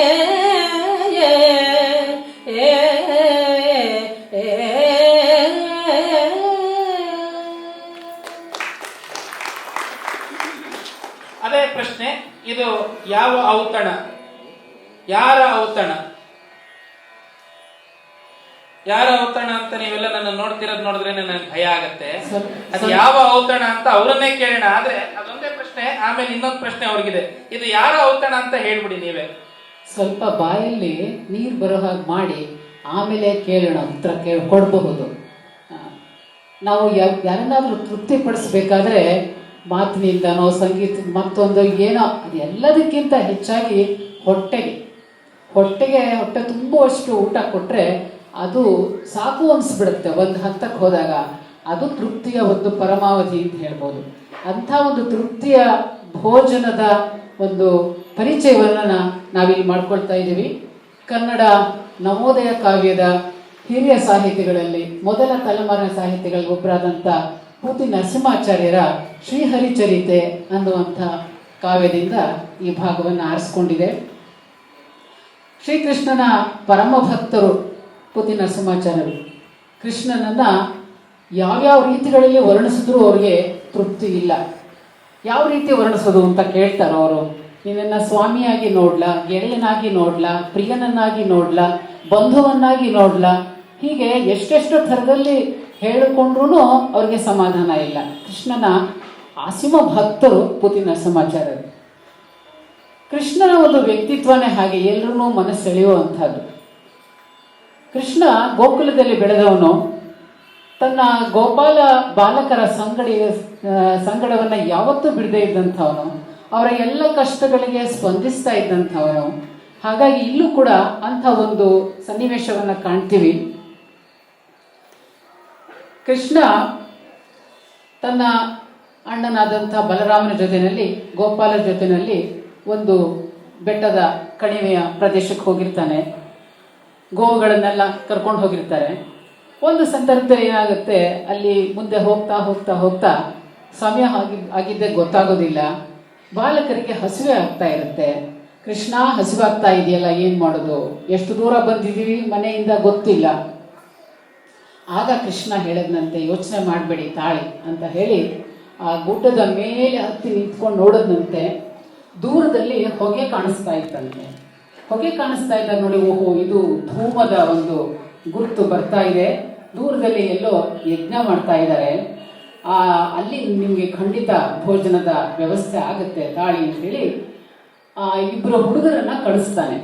ಹೋಗಿ ಅಲ್ಲಿ ಕೃಷ್ಣ ಕೇಳ್ತಾ ಇದ್ದಾನೆ, ಊಟಕ್ಕೆ ಬೇಕು ಅಂತ ಹೇಳಿ ಅಲ್ಲಿಂದ ತಗೊಂಡು ಬರಬಹುದು, ನೀವು ಹೋಗಿ ಮೊದಲು ಹಸಿದ ಬಾಲಕರಿದ್ದಾರೆ, ಒಂದಷ್ಟು ಭೋಜನದ ವ್ಯವಸ್ಥೆ ಆಗಬೇಕು ಅಂತ ಯಜ್ಞ ಮಾಡ್ತಾ ಇರ್ತಕ್ಕಂಥ ಅವ್ರನ್ನ ಹೋಗಿ ಕೇಳಿ. ಅವರು ಹೋಗಿ ಕೇಳಿದಾಗ ಅವರೆಲ್ಲ ಹೇಳ್ತಾರೆ, ಇದು ಯಜ್ಞ ಕಾರ್ಯ ನಡೀತಾ ಇದೆ, ಹಾಗೆಲ್ಲ ಮಧ್ಯ ಬರಬಾರದು, ಹೋಗಿ ಅಂತ ಬೈದು ಕಳಿಸಿರ್ತಾರೆ. ಮತ್ತೆ ಬರ್ತಾರೆ ಸೋತು ಮೊರೆ ಹಾಕ್ಕೊಂಡು. ಆಗ ಕೃಷ್ಣ ಹೇಳ್ತಾನೆ, ಆ ಪುರುಷರಿಗೆ ಹಸಿದವರ ಒಂದು ಸಂಕಟ ಎಲ್ಲಿ ಗೊತ್ತಾಗುತ್ತೆ, ನೀವು ಅವರ ಪತ್ನಿಯರ ಹತ್ರ ಹೋಗಿ. ಯಾಕೆಂದ್ರೆ ಮಾತೆಗೆ ಗೊತ್ತಾಗುವಷ್ಟು ಹದವಾಗಿ ಅಥವಾ ಸರಿಯಾಗಿ ಪುರುಷರಿಗೆ ಗೊತ್ತಾಗೋದಿಲ್ಲ. ಅದರಿಂದ ನೀವು ಹೆಣ್ಣು ಮಕ್ಕಳ ಹತ್ರ ಹೋಗಿ ಕೇಳಿ. ಮತ್ತೆ ಹೆಣ್ಣು ಮಕ್ಕಳ ಹತ್ರ ಹೋಗಿ ಕೇಳ್ತಾರೆ. ಹೋಗಿ ಕೇಳ್ತಾರೆ, ಕೃಷ್ಣ ಹೇಳಿ ಕಳಿಸಿದಾನೆ ಒಂದಷ್ಟು ಊಟ ಬೇಕಂತೆ. ಕೃಷ್ಣ ಹೇಳಿ ಕಳಿಸಿದಾನ. ಕೃಷ್ಣನ ಬಗ್ಗೆ ಸಾಕಷ್ಟು ಕೇಳಿ ಗೊತ್ತಿತ್ತು ಅವ್ರಿಗೆಲ್ಲ, ನೋಡಿರಲಿಲ್ಲ. ಹಾಗಾಗಿ ಒಬ್ಬೊಬ್ಬರು ಸಂಭ್ರಮದಿಂದ ಊಟದ ವ್ಯವಸ್ಥೆ ಮಾಡ್ತಾರಂತೆ. ಯಾವ ಥರ ಮಾಡ್ತಾರೆ ಅಂತ ಹೇಳಿದ್ರೆ, ಆ ಬಾಲಕರು ಬಂದು ಕೇಳಿದಾಗ ಅವರ ನಲಿನುಡಿಯನ್ನ ಕೇಳಿ ಅವ್ರಿಗೆ ಏನನ್ಸುತ್ತಂತೆ, ಹಸಿದವರಿಗೆ ಮೊದಲು ನಾವು ಊಟ ಕೊಡಬೇಕು, ಹಸಿದು ಬಂದವರಿಗೆ ನಾವು ಊಟವನ್ನು ಕೊಡೋದಕ್ಕಿಂತ ದೊಡ್ಡ ಪುಣ್ಯದ ಕಾರ್ಯ ಬೇರೆ ಯಾವುದೂ ಇಲ್ಲ. ನೀವು ಯಜ್ಞವನ್ನು ಯಶಸ್ವಿಯಾಗಿ ಮಾಡಿ ಅದರಿಂದ ಪುಣ್ಯ ಸಂಪಾದನೆ ಮಾಡೋದಕ್ಕಿಂತನೂ ಹಸಿದವರಿಗೆ ಹೊಟ್ಟೆ ತುಂಬಿಸುವಂಥದ್ದು ಬಹಳ ದೊಡ್ಡ ಪುಣ್ಯದ ಕಾರ್ಯ ಅಂತ ಹೇಳಿ ಅವ್ರು ಏನು ಮಾಡ್ತಾರಂತೆ, ಬಗೆ ಬಗೆಯಾದ ಭೋಜನದ ಪದಾರ್ಥಗಳನ್ನು ಸಿದ್ಧ ಮಾಡ್ತಾರಂತೆ. ಬೆಳಗ್ಗೆ ತಾನೇ ಹುಗ್ಗಿಯನ್ನು, ಪೊಂಗಲ್ ತಿಂದಿದ್ವಿ, ಬಿಸಿ ಬಿಸಿ ಹುಗ್ಗಿಯನ್ನು. ಈಗ ಮತ್ತೆ ಅದರ ವರ್ಣನೆ ಬರ್ತಾ ಇದೆ, ಊಟದ ಸಮಯ ಹತ್ತಿರ ಆಗ್ತಾ ಇದೆ. ಹಾಗಾಗಿ ಮಾನ್ಯ ಅತಿಥಿಗಳು ಕೂಡ ಇಷ್ಟೊಂದು ವೆರೈಟಿ ಇಲ್ಲದೆ ಇರಬಹುದು, ಆದರೂ ಸಾಕಷ್ಟು ಇರುತ್ತೆ. ಆ ಭೋಜನವನ್ನು ದಯವಿಟ್ಟು ಇಲ್ಲಿ ಸ್ವೀಕರಿಸಬೇಕು ಅಂತ ಈ ಮೂಲಕ ಮತ್ತೊಮ್ಮೆ ಕೇಳ್ತಾ ಇದ್ದೀನಿ. ಭೋಜನದ ಹುಗ್ಗಿ, ಸಕ್ಕರೆ ಹುಗ್ಗಿ, ಹುಳಿ, ಉದ್ದಿನ ಓಗರೆ, ದಧಿಯನ್ನ, ಮೊಸರನ್ನ ಅಂತೆ, ಹುಳಿಯಂತೆ, ಸಕ್ಕರೆ ಪೊಂಗಲ್ಲಂತೆ, ವಿವಿಧ ಆಪೂಪ ಮಂಡಲಿಗೆ ಮತ್ತು ಊರಿಗೆಗಳಂತೆ, ಕಜ್ಜಾಯಗಳಂತೆ, ಇಷ್ಟೊಂದು ಬಗೆ ಬಗೆಯನ್ನ ಮತ್ತು ಘೃತ, ತುಪ್ಪ, ಪಾಯಸ ಎಲ್ಲವನ್ನ ಪಾತ್ರೆಗಳಿಗೆ ಅಮುಕಿ ತುಂಬುತ್ತಾ ಇದ್ದಾರಂತೆ. ಆ ಋಷಿ ಪತ್ನಿಯರಿಗೆ ಎಷ್ಟು ಕೊಟ್ಟರು ತೃಪ್ತಿ ಆಗ್ತಾ ಇಲ್ಲ, ಹಾಗಾಗಿ ತುಂಬುತ್ತಾ ಇದ್ದಾರೆ. ಅಷ್ಟೆಲ್ಲ ಮಾಡಿಕೊಂಡು ತಾವೇ ಸಿದ್ಧರಾಗ್ತಾರಂತೆ ಹೋಗೋದಿಕ್ಕೆ. ಆಗ ಒಬ್ಬ ಹಿರಿಯ ಮಹಿಳೆ ಹೇಳ್ತಾರಂತೆ, ನಾವು ಹೀಗೆ ಎಲ್ಲ ತಗೊಂಡು ಹೊಟ್ಟೋಗ್ತಾ ಇದ್ದೀವಲ್ಲ, ನಮ್ಮ ಗಂಡಂದಿರನ್ನ ಒಂದು ಅನುಮತಿ ಕೇಳಬೇಕಲ್ವಾ, ಕೇಳದೆ ಹೇಗೆ ಹೋಗುದು. ಆದರೆ ಅವರಿಗೆಲ್ರಿಗೂ ಕೃಷ್ಣನ ನೋಡುವಂಥ ಒಂದು ತವಕ ಇತ್ತಲ್ಲ, ಹಾಗಾಗಿ ಆಕೆಯ ಮಾತನ್ನ ಪಕ್ಕಕ್ಕೆ ಹಾಕ್ಬಿಡ್ತಾರಂತೆ. ಹಾಕ್ಬಿಟ್ಟು ಅದನ್ನು ಕೇಳಿಸ್ಕೊಳ್ಳದೇನೆ ಅಕಸ್ಮಾತ್ ಅವರೇನಾದ್ರು ಬೇಡ ಅಂದ್ಬಿಟ್ರೆ, ಹಾಗಾಗಿ ಅವ್ರ ಕಿವಿಗೆ ಹಾಕೋದೇ ಬೇಡ ಅಂತ ಹೇಳಿ ಪಾಪ ಈ ಮಕ್ಕಳಿಗೆ ತಲೆ ಮೇಲೆ ಹೊತ್ಕೊಂಡು ಹೋಗೋದಕ್ಕೆ ಭಾರ ಆಗುತ್ತೆ ಇದೆಲ್ಲ. ಅದರಿಂದ ಅವ್ರಿಗೆ ಸಹಾಯ ಮಾಡೋದಕ್ಕೆ ನಾವೇ ಹೋಗೋಣ ಅಂಥೇಳಿ ತಾವೇ ತಲೆ ಮೇಲೆ ಇಟ್ಕೊಂಡು ಸೂಚನೆ ಇತ್ತ ಹಿರಿಯಳ ಮಾತು ನಡು ಹರೆಯದ ಒಬ್ಬಳಿಂ ಕ್ಷೀಣಿಸಲು.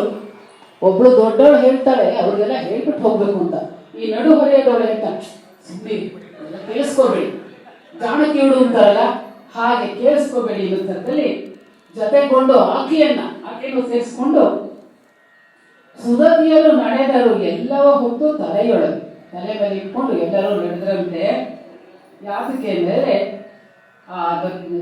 ತಗೊಂಡು ಹೋಗಿ ಬಂದಿದ್ದಂತ ಶ್ರೀರಾಮ ಮತ್ತೆ ವೃಷಭ ಇಬ್ಬರು ಬಾಲಕರು ದಾರಿ ತೋರಿಸ್ತಾ ಇದ್ದಾರೆ. ಎಲ್ಲಿಗೆ? ಶ್ರೀಕೃಷ್ಣನ ಸನ್ನಿಧಿಗೆ ದಾರಿ ತೋರಿಸ್ತಾ ಇದ್ದಾರೆ. ಹೀಗೆ ಒಂದು ಸುಂದರವಾದಂತಹ ಒಂದು ಆತಿಥ್ಯ ಜೊತೆಗೆ ಕೃಷ್ಣನ ಒಂದು ಪ್ರೀತಿ ಗೋಪಾಲರ ಬಗ್ಗೆ, ನನ್ನ ಸಂಗಡಿಗರ ಬಗ್ಗೆ ಹೇಗಿತ್ತು, ಮತ್ತೆ ಅದರ ಮೂಲಕ ಆ ಮಹಿಳೆಯರೆಲ್ಲ ಬಂದು ಆತಿಥ್ಯದ ಒಂದು ವ್ಯವಸ್ಥೆಯನ್ನ ಮಾಡಿದಾಗ ಅವ್ರಿಗೆ ತೃಪ್ತಿ ಪಡಿಸೋದಕ್ಕೋಸ್ಕರ ಕೃಷ್ಣ ತನ್ನ ಕೊಳಲನ್ನ ಊದಿ ಅವರ ಮನಸ್ಸನ್ನ ಸಂತೃಪ್ತಿಗೊಳಿಸ್ತಾನಂತೆ. ಈಗ ಮುಂದಿನ ಭಾಗದಲ್ಲಿ ಬರುತ್ತೆ, ಬಹಳ ಸೊಗಸಾಗಿದೆ. ಉತ್ತಮವಾಗಿ ಆತಿಥ್ಯವನ್ನ ಗುಣಪಡಿಸಿದ್ದಾರೆ ನಮ್ಮೆಲ್ಲರಿಗೂ ಮಾತಿನಲ್ಲೇ. ಈಗ ಕೊನೆಯ ತಂಡ ಆತಿಥ್ಯ ಅಂತ ಹೇಳಿದ ತಕ್ಷಣ ನೆನಪಾಗುವಂತಹ ಆತಿಥ್ಯದ ವಿಚಾರವಾಗಿ ವಾಚನ ವ್ಯಾಖ್ಯಾನ ಮಾಡ್ತಾ ಇದ್ದಾರೆ. ಯಾವುದಿರಬಹುದು ಅದು? ದ್ವಾಪರ ಯುಗಕ್ಕೆ ಹೋದ್ರು, ಒಂದು ದ್ವಾಪರ ಆಯ್ತು, ತ್ರೇತ ಆಯ್ತು, ಪುನಃ ದ್ವಾಪರಕ್ಕೆ ಬಂತು, ಇವಾಗ ಮುಂದಿನ ಸುತ್ತಲ್ಲಿ ಇವೆಲ್ಲ ನಾವು ಬರೆದಿಟ್ಕೋಬೇಕು. ಹೌದಾ? ಇವಾಗ ಯಾವ ಆತಿಥ್ಯ ಅಂತ ಗೊತ್ತಾಗುತ್ತೆ. ಆಗಿದ ತಕ್ಷಣ ಕೇಳ್ತೇನೆ ಪ್ರಶ್ನೆ. ಕುಳ್ಳಿರಿಸಿ ಮಂಚದಲ್ಲಿ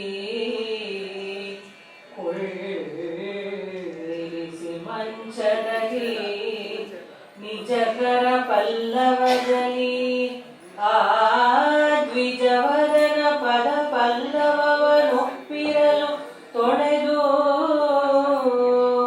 ತದಂಘ್ರಿ ತೀರ್ಥದಲ್ಲಿ ನಿಲ್ಲದೋಲಾಡಿದನು ಲಕ್ಷ್ಮೀ ವಲ್ಲಭನು ನಿಲ್ಲದೋಲಾಡಿದನು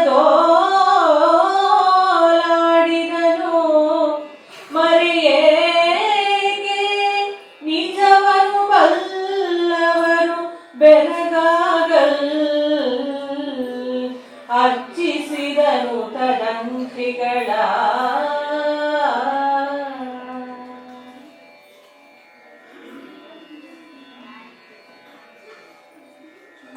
ಇತ್ತನಾತಿಥ್ಯ ಕ್ರಿಯೆಗೆ ಸುಚರಿತ್ರನೊಂದಾಕಳನು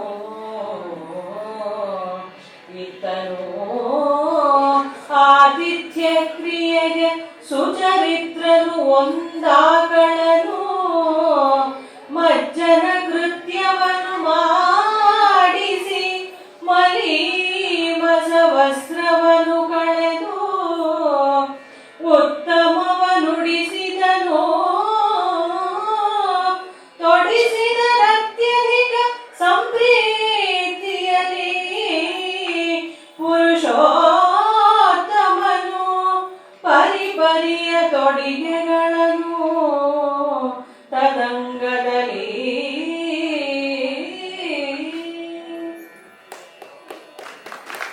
ಯಾವ ಆತಿಥ್ಯ ಇದು?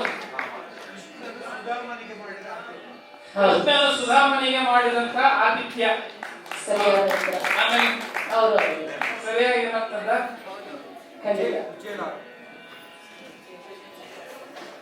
ಸುಧಾಮನ ಅಂದ್ರೆ ಇದುವರೆಗೂ ಈ ಮೂರು ತಂಡಗಳು ಮಾಡಿದ್ದು ದೇವರ ಆತಿಥ್ಯ, ಅಂದ್ರೆ ಕೃಷ್ಣನಿಗೆ ರಾಮನಿಗೆ ಪುರಜನರು ರಾಜರು ಸಾಮಂತರು ಮಾಡಿದ ಆತಿಥ್ಯ. ಇಲ್ಲಿ ಆ ಇಡೀ ಏನು ವ್ಯವಸ್ಥೆ ಇದೆ ಅದು ಉಲ್ಟಾ ಆಗಿದೆ, ತಳ್ಕೊಂಬಳಕಾಗಿದೆ. ದೇವರೇ ಬಂದು ಸುಧಾಮನ ಆತಿಥ್ಯವನ್ನ ಮಾಡ್ತಿದ್ದಾನೆ. ಅದು ಈ ಪದ್ಯ ಭಾಗದ ಒಂದು ಅತ್ಯಂತ ವೈಶಿಷ್ಟ್ಯ. ನಮಗೆ ಒಂದ್ ಸ್ವಲ್ಪ ಹೆಸರು ದುಡ್ಡು ಬಂದ್ರೆ ಸಾಕು, ಪಕ್ಕದಲ್ಲಿರೋರು ಯಾರಾದ್ರು ಬಡವರಾದ್ರೆ ನಾವು ತಿರುಗೂ ನೋಡೋದಿಲ್ಲ. ಆದ್ರೆ ಇಲ್ಲಿ ಸುಧಾಮನಿಗೆ ಕೃಷ್ಣ ಮಾಡ್ತಿರೋ ಆತಿಥ್ಯ ಅವನು ಬ್ರಾಹ್ಮಣ ಅಂತ ಅಲ್ಲ, ಅಥವಾ ಅವನು ವೇದಗಳನ್ನ ಓದ್ಕೊಂಡಿದ್ದಾನೆ ಅಂತ ಅಲ್ಲ, ಅದೇ ತನ್ನ ಪ್ರಾಣ ಸ್ನೇಹಿತ ಅನ್ನುವಂತಹ ಕಾರಣದಿಂದ ಅವನ ಆತಿಥ್ಯ ಮಾಡ್ತಿರೋದು ಅತ್ಯಂತ ವಿಶೇಷ ಅಂತ ಅನ್ಸತ್ತೆ. ಅವನು ಕುಚೇಲ ಅಂತಲೂ ಕರಿತೀವಿ ಅವನನ್ನ, ಮಧುರೆಯವನವನು. ಅವನು ಕೃಷ್ಣನ ಬಾಲ್ಯ ಸ್ನೇಹಿತ. ದ್ವಾರಕೆಗೆ ಕೃಷ್ಣನನ್ನ ಭೇಟಿಯಾಗೋದಕ್ಕೆ ಬರ್ತಾನೆ. ಇವರಿಬ್ರು ಉಜ್ಜಯಿನಿಯಲ್ಲಿ ಸಾಂದೀಪನಿ ಋಷಿಯ ಬಳಿ ವಿದ್ಯಾಭ್ಯಾಸವನ್ನ ಮಾಡ್ತಾ ಇರ್ತಾರೆ. ಕ್ಷಮ ಹಾಡಿದಂತಹ ಕಾವ್ಯ ಶ್ರೀಕೃಷ್ಣ ಚರಿತೆದು, ಭಾಗವತ ಕಾವ್ಯ ಅದು. ಚಾಟು ವಿಠಲನಾಥ ಅನ್ನುವಂತಹ ಒಬ್ಬ ಕವಿ ಬರೆದಿರುವಂಥದ್ದು. ಸುಧಾಮನನ್ನ ಬಂದು ಅವನು ಮಂಚದಲ್ಲಿ ಕುಳ್ಳಿರಿಸಿ, ಅವನನ್ನ ಒಳ್ಳೆ ಆಸನದಲ್ಲಿ ಕೂರಿಸಿ, ಅವನ ಕಾಲನ್ನ ಕೃಷ್ಣ ತೊಳಿತಾ ಇದ್ದಾನೆ. ತೊಳೆದು ಅವನನ್ನ ಪ್ರೀತಿಯಿಂದ ಆಲಂಗಿಸ್ತಾನೆ. ಅದಾದ್ಮೇಲೆ ಅವನಿಗೆ ಉಟ್ಕೊಳ್ಳೋದಕ್ಕೆ ಒಳ್ಳೊಳ್ಳೆ ವಸ್ತ್ರಗಳನ್ನ ಕೊಡ್ತಾನೆ. ಅವನನ್ನ ಪ್ರೀತಿಯಿಂದ ಮಾತಾಡಿಸ್ತಾನೆ. ಎಲ್ಲ ಹೇಳಿ ಕೇಳಿ ಕ್ಷಾಮಕಾಯ, ಅವನು ಅಂದ್ರೆ ಬಡ ಬ್ರಾಹ್ಮಣ, ಸಣ್ಣಕ್ಕಿರ್ತಾನೆ. ಅವನನ್ನ ಅಷ್ಟು ಪ್ರೀತಿಯಿಂದ ಆಲಂಗಿಸಿ ಅವನಿಗೆ ವಸ್ತ್ರಗಳನ್ನ ಕೊಟ್ಟು ಅವನನ್ನ ಪ್ರೀತಿಯಿಂದ ಮಾತಾಡಿಸ್ತಾ ಇದ್ದಾಗ ಇತ್ತ ಕೃಷ್ಣನ ಪರಿವಾರದವರೆಲ್ಲ ಅವನಿಗೆ ಚಾಮರವನ್ನ ಬೀಸಿ ಅವನನ್ನ ಸತ್ಕರಿಸ್ತಾ ಇರ್ತಾರೆ. ಇನ್ನು ಮುಂದಕ್ಕೆ ಅದರಲ್ಲಿ ಆ ಊಟದ ವ್ಯಂಜನಗಳ ಹೆಸರು ಬರುತ್ತೆ. ಸಮಯ ಆಗಿಲ್ಲ ಅಂತ ನಾವು ಅದನ್ನ ಹೇಳಲಿಲ್ಲ. ಬೇಕಾದ್ರೆ ಜಜ್ಜಾ ಮೇಡಮ್ ಹೇಳಿರೋದನ್ನ ಇಲ್ಲಿ ಅನ್ವಯಿಸ್ಕೋಬಹುದು, ಇಲ್ಲಾಂದ್ರೆ ಮಧ್ಯಾಹ್ನ ನೀವೇ ನಿಮ್ಮ ವೈಯಕ್ತಿಕವಾಗಿ ಏನೇನು ಊಟ ಮಾಡ್ತೀರೋ ಅದನ್ನೆಲ್ಲ ಇಲ್ಲಿಗೆ ಅನ್ವಯಿಸ್ಕೋಬಹುದು ಅಂತ ಹೇಳೋಣ.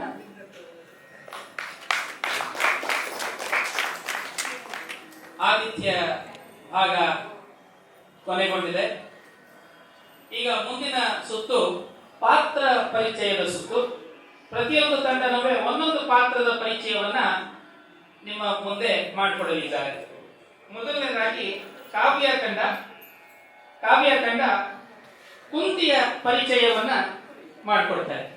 ಮಹಾಭಾರತದ ಪಾತ್ರಗಳ ಬಗ್ಗೆ, ಅಲ್ಲಿಯ ಘಟನೆಗಳ ಬಗ್ಗೆ ಎಷ್ಟು ಸಲ ಎಷ್ಟು ಜನರಿಂದ ಕೇಳಿದ್ರು ತೃಪ್ತಿ ಆಗೋದಿಲ್ಲ. ಅಂತ ಒಂದು ನಿತ್ಯ ನೂತನವಾದಂತಹದ್ದು. ಜೊತೆಗೆ ಪ್ರತಿಯೊಂದು ಘಟನೆ ಕೂಡ ನಮ್ಮ ಸುತ್ತಮುತ್ತ ನಡೀತಾ ಇದೆಯೋ ಅಂತಾನೆ ಅನ್ಸುತ್ತೆ. ಕುಂತಿಯ ಪಾತ್ರವನ್ನು ತಗೊಂಡಾಗ ಮಹಾಭಾರತದಲ್ಲಿ ಬರುವಂತಹ ಪ್ರಧಾನ ಪಾತ್ರಗಳಲ್ಲಿ, ಪ್ರಮುಖವಾದಂತಹ ಪಾತ್ರಗಳು, ಸ್ತ್ರೀ ಪಾತ್ರಗಳಲ್ಲಿ ಯಾವುದು ಕೂಡ ಬದುಕಿನಲ್ಲಿ ಸುಖವನ್ನ ಕಾಣಲೇ ಇಲ್ಲ. ಎಲ್ಲರ ಬದುಕಿನಲ್ಲೂ ಕಷ್ಟವೇ, ನೋವೇ.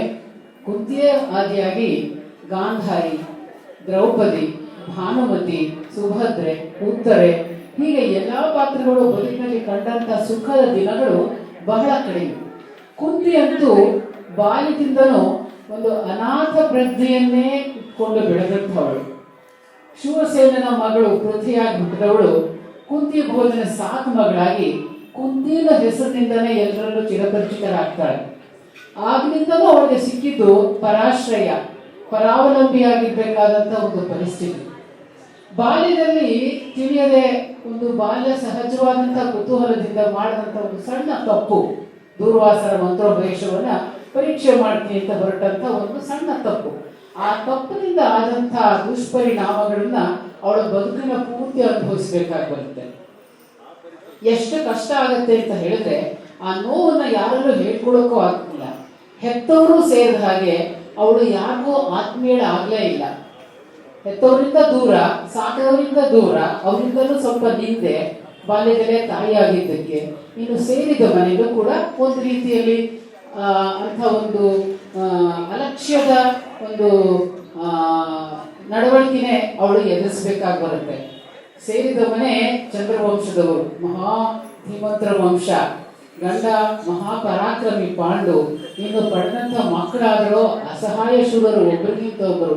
ಇಷ್ಟೆಲ್ಲ ಇದ್ರು ಅವಳಿಗೆ ಸಿಕ್ಕಿದ್ದೇನೋ ಪರಾಶ್ರಯ, ಅನಾಥ ಒಂದು ಭಾವ ಅವಳಿಗೆ.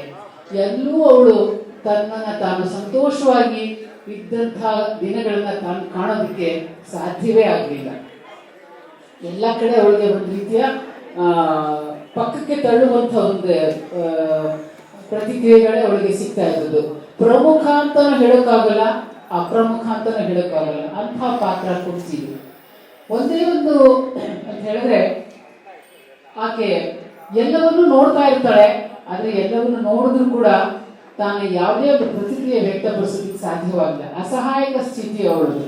ತನ್ನ ಮಕ್ಕಳ ಮೇಲೆ ನಡೀತಾ ಇದ್ದಂತಹ ಅನ್ಯಾಯವನ್ನ, ಆ ದೌರ್ಜನ್ಯವನ್ನ, ದಬ್ಬಾಳಿಕೆಗಳನ್ನ ನೋಡಿದ್ರು ಕೂಡ ಅದನ್ನ ನೇರವಾಗಿ ವಿರೋಧಿಸುವಂತ ಒಂದು ಸ್ಥಿತಿಯಲ್ಲಿ ಅವಳು ಇರಲಿಲ್ಲ. ಇದು ನಿಜವಾಗ್ಲೂ ಬಹಳ ಕಷ್ಟದ ಸ್ಥಿತಿ. ಬಿಸಿ ತುಪ್ಪ ನುಂಗಕ್ಕೂ ಆಗಲ್ಲ, ಉಗುಳಕ್ಕೂ ಆಗಲ್ಲ ಅನ್ನುವಂಥದ್ದು. ಇರ್ಬೇಕಾಗಿದ್ದು ಎಲ್ಲಿ ಅವಳು ಶತ್ರುಗಳ ಪಾಳ್ಯದಲ್ಲೇ ಇರ್ಬೇಕಾಗತ್ತೆ, ಅವರ ಆಶ್ರಯದಲ್ಲೇ ಇರ್ಬೇಕಾಗತ್ತೆ. ಕೃಷ್ಣನನ್ನ ಅವಳು ಸೋದರತೆಗಿಂತ ಹೆಚ್ಚಾಗಿ ತನ್ನ ಆರಾಧ್ಯ ದೈವವನ್ನಾಗಿ ಕಂಡವಳು. ತನ್ನ ಕಡೆ ಕಾಲದಲ್ಲಿ ಕೂಡ ಅವಳು ಏನ್ ಹೇಳ್ತಾರೆ ಅಂತ ಹೇಳಿದ್ರೆ, ಕೃಷ್ಣ, ನಾನು ಇರೋವರೆಗೂ ಈ ಕುಂತಿಯಿಂದ ಅಂದ್ರೆ ನನ್ನಿಂದ ಯಾರಿಗೂ ಯಾವ ಉಪಯೋಗನೂ ಆಗಲಿಲ್ಲ, ಸಹಾಯನೂ ಆಗಲಿಲ್ಲ. ಆದರೆ ಕಡೆಗಾಲದಲ್ಲಿ ಅಂದ್ರೆ ಆಕೆ ತನ್ನ ಮಕ್ಕಳಿಗೆ ರಾಜ್ಯ ಸಿಕ್ಕಿದ ಮೇಲೆ ಅವಳು ಅವ್ರ ಜೊತೆ ಸುಖವಾಗಿ ಇರಲಿಲ್ಲ. ವಾನಪ್ರಸ್ಥಾಶ್ರಮಕ್ಕೆ ಹೊರಟಿದ್ದಾದ್ರೂ ಯಾರ ಜೊತೆ? ಬದುಕಿಡೀ ತನ್ನ ಹೊಟ್ಟೆ ಉರಿಸಿದಂಥ ಧೃತರಾಷ್ಟ್ರ, ಗಾಂಧಾರಿ ಇವರುಗಳ ಜೊತೆನೆ ಹೊರಡಬೇಕಾಗತ್ತೆ. ಹಾಗಾಗಿ ಅಲ್ಲಿ ಕೂಡ ಅವರ ಸಂಪರ್ಕ ಬಿಡಲಿಲ್ಲ ಅವಳಿಗೆ. ಕೊನೆಗೆ ಅವಳು ಕಾಡಿನಲ್ಲೇ ತನ್ನ ಕೊನೆಯನ್ನ ಕಾಣುವಂತಹದ್ದಾಗತ್ತೆ. ಆ ಸಂದರ್ಭದಲ್ಲಿ ತನ್ನ ದೈವವಾದಂಥ ಕೃಷ್ಣನಿಗೆ ಹೇಳ್ಕೊಳ್ತಾಳಂತೆ, ನಾನು ಇರುವವರೆಗೂ ಯಾರಿಗೂ ಸುಖ ನನ್ನಿಂದ ಸಿಗಲಿಲ್ಲ, ಉಪಕಾರ ಆಗಲಿಲ್ಲ. ಅದೇ ರೀತಿ ಈಗ ಸಾಯೋವಾಗ್ಲಾದ್ರೂ ನಾನು ಯಾರಿಗೂ ತೊಂದರೆ ಮಾಡದೆ ಸಾಯ್ತಾ ಇದ್ದೀನಲ್ಲ, ಅದೊಂದು ಅಲ್ಪ ತೃಪ್ತಿ ನನಗಿದೆ ಅಂತ ಹೇಳ್ಕೊಟ್ಟು ಪರಮಾತ್ಮನಲ್ಲಿ ಐಕ್ಯಳಾಗ್ತಾಳೆ ಅಂತ ಬರುತ್ತೆ ಕಥೆನಲ್ಲಿ. ಹಾಗಾಗಿ ಕುಂತಿಯ ಒಂದು ಪಾತ್ರ ನಿಜವಾಗ್ಲೂ ಬಹಳ ಮನಸ್ಸು ಮಿಡಿಯುವಂಥ ಪಾತ್ರ. ನಮಸ್ಕಾರ. ಈಗ ಎರಡನೇ ತಂಡ, ಸಂಗೀತ ತಂಡ, ಪಾತ್ರ ಪರಿಚಯ ಮಾಡಿಕೊಳ್ತಿರುವಂಥದ್ದು ರಾವಣನ ಪಾತ್ರ. ರಾವಣ ರಾಮಾಯಣದಲ್ಲಿ ಬರುವಂತಹ ಒಂದು ಪ್ರಮುಖ ಪಾತ್ರ. ಮೂಲ ರಾಮಾಯಣದಲ್ಲಿ ವಾಲ್ಮೀಕಿಗಳು ರಾವಣನನ್ನ ಖಳ, ಕುಳ, ದುಷ್ಟ ಹೀಗೆ ಅವನ ಪಾತ್ರ ಚಿತ್ರಣ ನಮಗೆ ಕಂಡು ಬರುತ್ತೆ. ಪ್ರಪಂಚದಲ್ಲಿ ಕಂಡು ಬರುವಂತಹ ಎಲ್ಲ ವೈಭೋಗ, ಎಲ್ಲ ಸೌಂದರ್ಯ ವಸ್ತುಗಳು ತನ್ನದಾಗಬೇಕು, ಅದಕ್ಕೋಸ್ಕರ ಅವನು ಎಂಥ ನೀಚ ಕಾರ್ಯಕ್ಕೂ ಇಳಿತಾನೆ. ಇದನ್ನ ನಾವು ರಾಮಾಯಣದಲ್ಲಿ, ವಾಲ್ಮೀಕಿ ರಾಮಾಯಣದಲ್ಲಿ ನಾವು ನೋಡ್ತೀವಿ. ಅವನು ತನ್ನ ಮಲ ಸಹೋದರನಾದಂತಹ ಕುಬೇರನನ್ನ ಓಡಿಸಿ ಲಂಕೆಯನ್ನ ವಶಪಡಿಸ್ಕೊಳ್ತಾನೆ. ರಂಬೆಯನ್ನ ಬಲಾತ್ಕಾರ ಮಾಡಕ್ ಹೋಗಿ ಶಾಪವನ್ನ ಪಡ್ಕೊಳ್ತಾನೆ. ವೈದೇಹಿಯನ್ನ ಬಲಾತ್ಕಾರ ಮಾಡಕ್ ಹೋಗಿ ಶಾಪ ಪಡ್ಕೊಳ್ತಾನೆ. ಅವನು ಹೀಗೆ ದುಷ್ಟ ಕಾರ್ಯಗಳಿಗೆ ಹೆಸರುವಾಸಿಯಾಗಿರ್ತಾನೆ. ಕಡೆಗೆ ಸೀತೆಯನ್ನ ಅಪಹರಣ ಮಾಡಿ ತನ್ನ ಮೃತ್ಯುವನ್ನ ಆಹ್ವಾನಿಸ್ಕೊಳ್ತಾನೆ. ಈ ರಾವಣನ 10 ಮುಖಗಳ ಹಾಗೆ ನಮಗೆ ಇನ್ನೂ ಕೆಲವೊಂದು ಪರಿಚಯ ಇದೆ. ರಾವಣ ಒಬ್ಬ ಖಗೋಳ ಶಾಸ್ತ್ರಜ್ಞ. ಅವನ ಹೆಸರಿನಲ್ಲಿ ಒಂದು ಜ್ಯೋತಿಷ್ಯ ಶಾಸ್ತ್ರ ಕೂಡ ಇದೆ, ಲಾಲ್ ಕಿತಾಬ್ ಅಂತ ಅದನ್ನ ಪ್ರಸಿದ್ಧಿ ಮಾಡ್ತಾರೆ. ಇವನು ಅನನ್ಯ ಶಿವಭಕ್ತ. ಇವನು ಕಾವ್ಯ ಕೂಡ ಬರೆದಿದ್ದಾನೆ, ಶಿವತಾಂಡವ ಸ್ತೋತ್ರ, ಬಹಳ ಪ್ರಸಿದ್ಧವಾದದ್ದು. ಈ ರಾವಣನಿಗೂ ಕರ್ನಾಟಕಕ್ಕೂ ಒಂದ್ ರೀತಿ ಸಂಬಂಧ ಇದೆ. ಅದು ಶಿವನ ಒಂದು ಆತ್ಮಲಿಂಗವನ್ನ ಅವನು ಧರೆಗೆ ಇಳಿಸಿದವನು. ಅದು ಕರ್ನಾಟಕದಲ್ಲೇ ಅದನ್ನ ಪ್ರತಿಷ್ಠಾಪನೆ ಮಾಡಿದಾನೆ. ಇಷ್ಟೇ ಅಲ್ಲ, ರಾವಣನನ್ನ ರಾವಳೇಶ್ವರ ಅನ್ನೋ ಹೆಸರಿನಲ್ಲಿ ಪೂಜೆ ಕೂಡ ಮಾಡ್ತಾರೆ. ನಮ್ಗೆ ತುಂಬಾ ಆಶ್ಚರ್ಯ ಆಗುತ್ತೆ. ಮಂಡ್ಯ ಮತ್ತೆ ಚಾಮರಾಜನಗರದ ಒಂದು ಕೆಲವು ಭಾಗಗಳಲ್ಲಿ ರಾವಳೇಶ್ವರನ ಪೂಜೆ ಇವತ್ತಿಗೂ ನಡೀತಾ ಇದೆ. ಇದೊಂದು ಕಲ್ಟ್ ಇದೆ. ಈ ರಾವಣನನ್ನ ಅಷ್ಟೇ ಅಲ್ಲ, ರಾಮಾಯಣದ ಹಲವಾರು ಪ್ರಸಂಗಗಳು ಕರ್ನಾಟಕದ ವಿವಿಧ ಭಾಗಗಳಲ್ಲಿ ಇಲ್ಲಿ ನಡೆದಿತ್ತು ಅನ್ನುವಂತಹ ಒಂದು ಹಿನ್ನೆಲೆಯಲ್ಲಿ ರಾಮಾಯಣದ ಹಲವಾರು ವಿಚಾರಗಳನ್ನ ಜನಪದ ಕಾವ್ಯಗಳಿಂದ ಹಿಡಿದು ನಮ್ಮ ದೊಡ್ಡ ಮಹಾಕಾವ್ಯಗಳವರೆಗೂ ಕವಿಗಳು ವಿಭಿನ್ನ ರೀತಿಯಲ್ಲಿ ಚಿತ್ರಿಸಿದ್ದಾರೆ.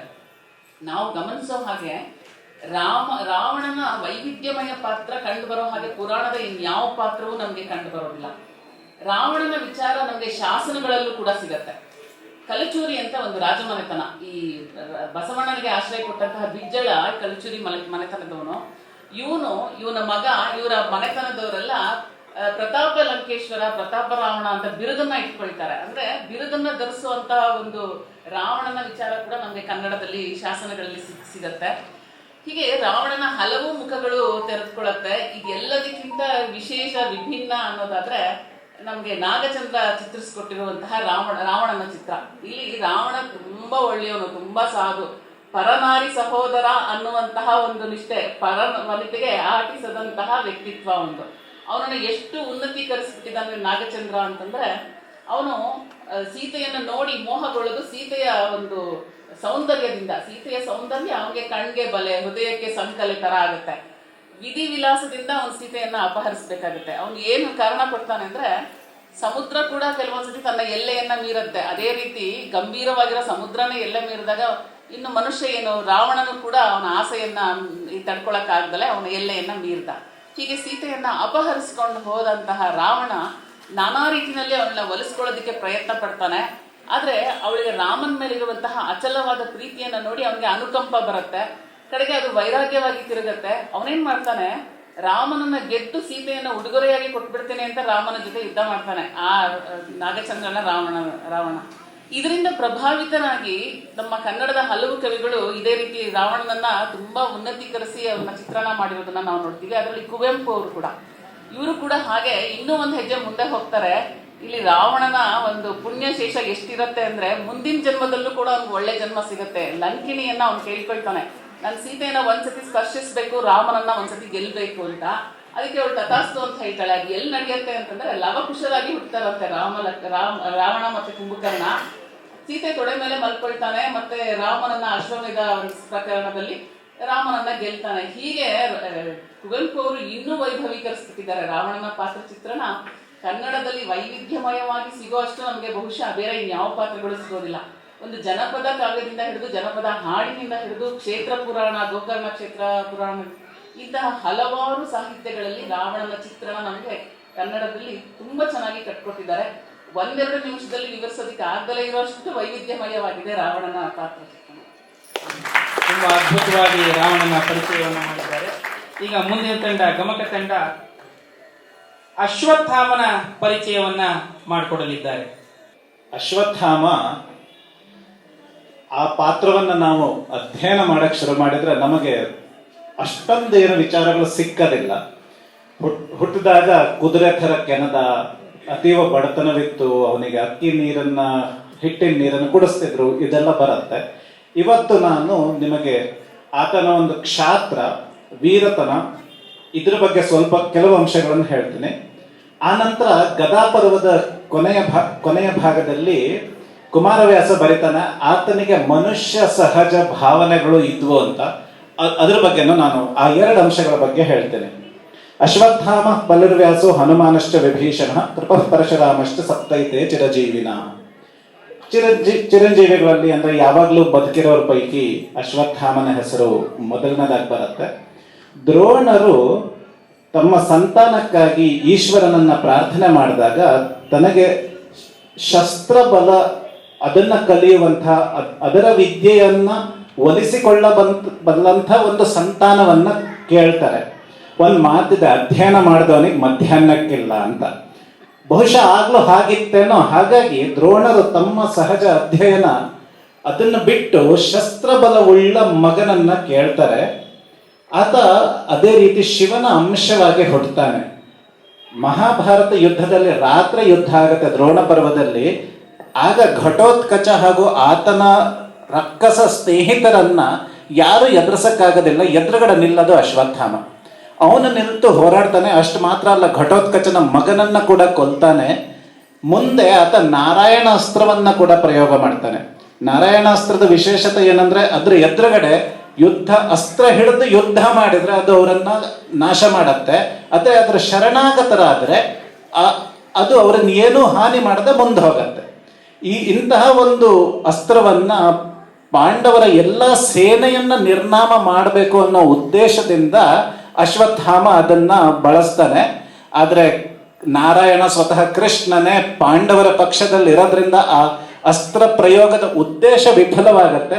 ಆದ್ರೆ ನಮಗೆ ಇದ್ರಲ್ಲಿ ಗೊತ್ತಾಗತ್ತೆ ಆತ ಅತೀವ ಕ್ಷಾತ್ರ, ಆತನಿಗೆ ಅತೀವ ಶಸ್ತ್ರಶಕ್ತಿ ಇತ್ತು ಅಂತ. ಇನ್ನು ಗದಾಪರ್ವದ ತುದಿಯಲ್ಲಿ ದುರ್ಯೋಧನ ಕಾಲು ಮುರ್ಕೊಂಡು ಬಿದ್ದಾಗ ಅಶ್ವತ್ಥಾಮನನ್ನ ಕೌರವರ ಕೊನೆಯ ಸೇನಾಧಿಪತಿಯನ್ನಾಗಿ ದುರ್ಯೋಧನ ನೇಮಕ ಮಾಡ್ತಾನೆ. ಆಗ ಅದಕ್ಕಿಂತ ಮುಂಚೆ ಏನಾಗತ್ತಂದ್ರೆ, ದುರ್ಯೋಧನನನ್ನು ನೋಡಿ ಕುಗ್ಗಿದನು, ಕಾತರ ಪಟ್ಟನು, ಕಳವಳಿಸಿದನು, ಗಂಟಲು ಒಣಗಿತು. ಅಂದ್ರೆ ಈಗ ನಮಗೆಲ್ಲ ಅತೀವ ಪ್ರೀತಿ ಪಾತ್ರರಿಗೆ ಕಷ್ಟ ಅಂತಾದಾಗ ನಮಗೆ ಯಾವ ಭಾವನೆಗಳು ಬರುತ್ತೋ ಅದೇ ಭಾವನೆ ಅಶ್ವತ್ಥಾಮನ್ ಕೂಡ ಬಂತು ಅಂತ ಹೇಳ್ತಾನೆ. ಆನಂತರ ಅವನು ಪಾಂಡವರ ನಾಶಕ್ಕಾಗಿ ಹೊರಡ್ತಾನೆ. ಆಗ ಮತ್ತೊಮ್ಮೆ ಶಿವಶಕ್ತಿ ಎದುರುಗಡೆ ಬರುತ್ತೆ. ಅಲ್ಲೂ ಕೂಡ ಆತ ಹೋರಾಡಕ್ಕೆ ಪ್ರಯತ್ನ ಮಾಡ್ತಾನೆ, ಆದ್ರೆ ಗೊತ್ತಾಗತ್ತೆ ಇದು ಶಿವನ ಅಂಶವೇ ಅಂತ. ಆಗ ತನ್ನ ನರಗಳನ್ನೇ ದರ್ಭೆಯಾಗಿ, ಮೆದುಳನ್ನ ಹವಿಸ್ಸಾಗಿ, ಕಪಾಲವನ್ನ ಪಾತ್ರೆಯಾಗಿ, ಬೆರಳ ಮೂಳೆಗಳನ್ನ ಸಮಿತ್ತಾಗಿ, ಮಜ್ಜೆಯನ್ನ ತುಪ್ಪವಾಗಿ, ರಕ್ತವನ್ನ ಆಹುತಿಯಾಗಿ ಕೊಡ್ತಾನೆ. ಆ ರೀತಿ ಆತ್ಮ ಸಮರ್ಪಣೆಯನ್ನ ಮಾಡ್ತಾನೆ ಅಂತ ಕುಮಾರವ್ಯಾಸ ಬರೀತಾನೆ. ಈ ರೀತಿ ಅಶ್ವತ್ಥಾಮನಿಗೆ ಹಲವು ಮಜಲುಗಳಿದೆ. ಅವರು ಸಂಧ್ಯಾ ಅವರು ಹೇಳಿದಾಗೆ ಕಾಲಮಿತಿ ಸ್ವಲ್ಪವೇ ಇರೋದ್ರಿಂದ ಈ 2 ಅಂಶಗಳನ್ನ ತಮ್ಮೆದುರುಗಡೆ ತರಲಿಕ್ಕೆ ಪ್ರಯತ್ನ ಪಟ್ಟಿದ್ದೀನಿ. ಇನ್ನು ಕೊನೆಯ ತಂಡ, ವ್ಯಾಖ್ಯಾನ ತಂಡ ಜ್ವಾಲ ಪರಿಚಯವನ್ನ ಮಾಡಿಕೊಡಲಿದೆ. ಜ್ವಾಲ ಇದೊಂದು ಹೆಣ್ಣು ಪಾತ್ರ. ಇದು ಹೆಚ್ಚಾಗಿ ನಮ್ಮ ಕಾವ್ಯಗಳಲ್ಲಿ ವರ್ಣನೆ ಸ್ವಲ್ಪ ಕಡಿಮೆ, ಅಂದ್ರೆ ರಾವಣನಷ್ಟು ಕುಂತಿಯಷ್ಟು ಪ್ರಸಿದ್ಧವಾದ ಪಾತ್ರ ಅಲ್ಲ. ಜ್ವಾಲ ಪಾತ್ರ ಬರುವಂಥದ್ದು ಉತ್ತರ ಭಾರತದಲ್ಲಿ, ಅಂದ್ರೆ ಯುದ್ಧ ಎಲ್ಲ ಮುಗಿದು ಯಾಗವನ್ನ ಮಾಡೋದಕ್ಕೆ ಯಾಗದ ಕುದುರೆಯನ್ನ ಬಿಟ್ಟಾಗ ಬರುವಂತಹ ಒಂದು ಸ್ತ್ರೀ ಪಾತ್ರ ಇದು.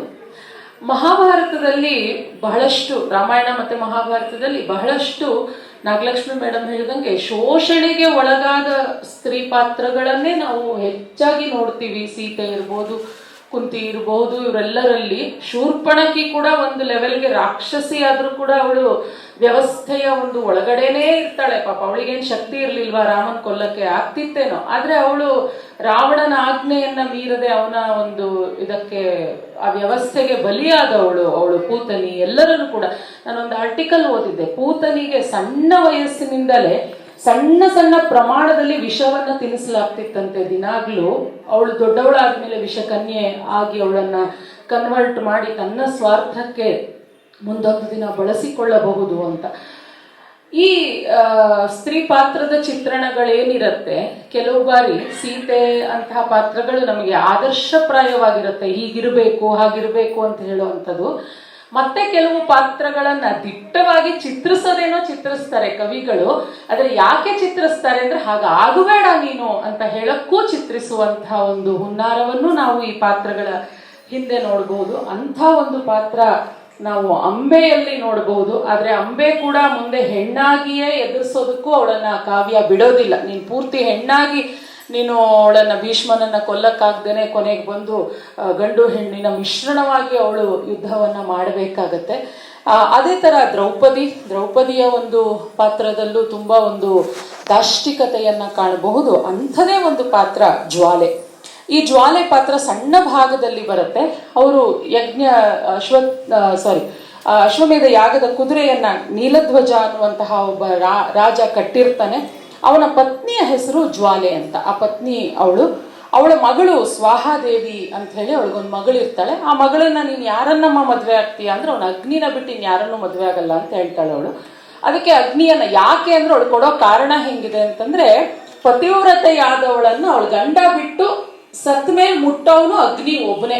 ಸೊ ಹಾಗಾಗಿ ನನ್ನ ಪತಿ ಬಿಟ್ಟು ಇನ್ಯಾರ ಹತ್ರನೂ ನನ್ನ ದೇಹವನ್ನ ಮುಟ್ಟಿಸ್ಕೊಳಕ್ ಇಷ್ಟ ಇಲ್ಲ. ಸೊ ಹಾಗಾಗಿ ಅಗ್ನಿನೇ ನನ್ನ ಪತಿಯನ್ನಾಗಿ ಮಾಡ್ಕೊಂಡ್ಬಿಟ್ರೆ ಅವನನ್ನ ಬಿಟ್ಟು ಇನ್ಯಾರು ನನ್ನ ಕೊನೆಯವರೆಗೂ ನನ್ನನ್ನು ಮುಟ್ಟೋದಿಲ್ಲ ಅಂತ ಹೇಳ್ತಾಳೆ. ಸರಿ, ಅಗ್ನಿಯನ್ನ ಕರೆಸ್ತಾರೆ.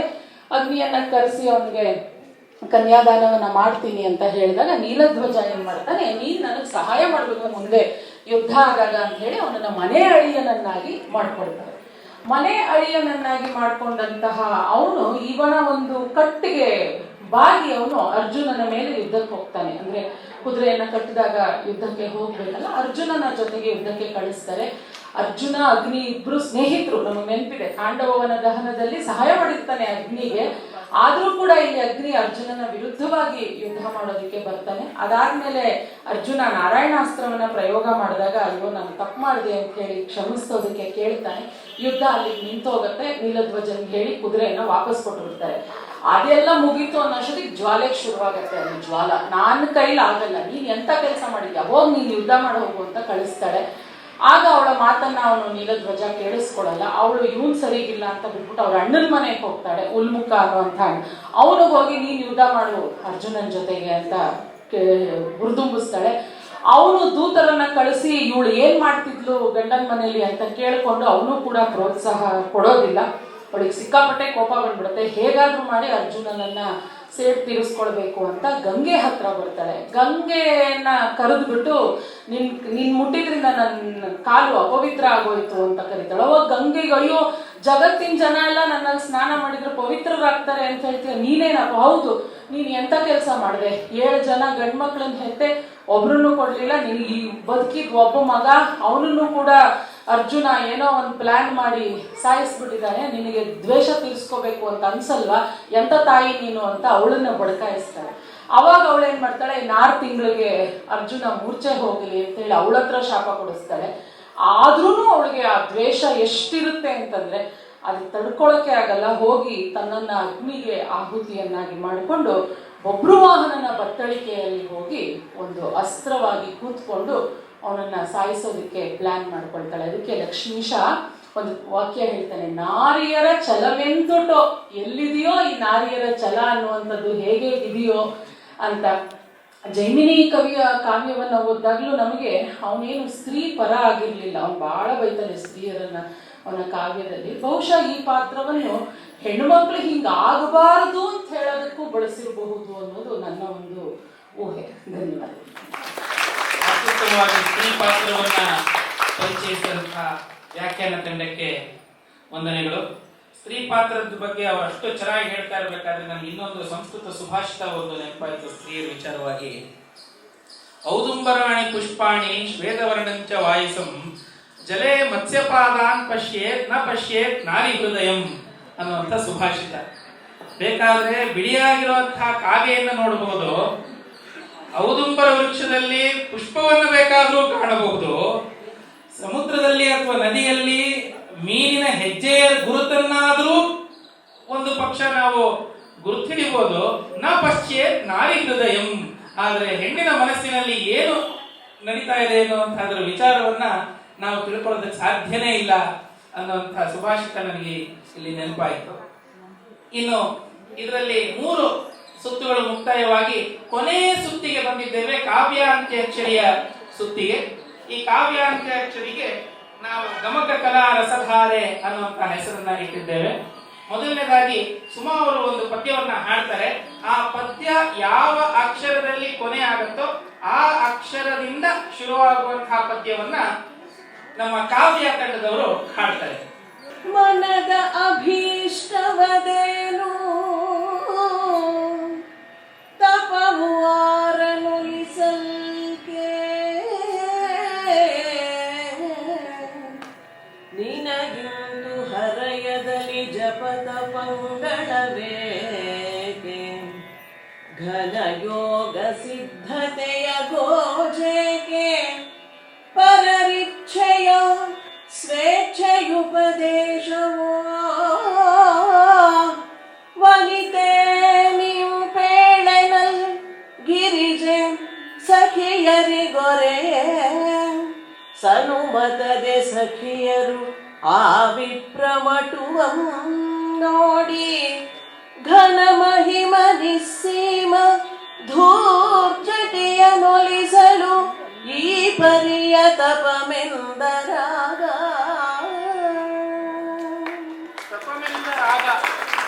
ಅಕ್ಷರದಿಂದ ಕಾವ್ಯ ತಂಡ.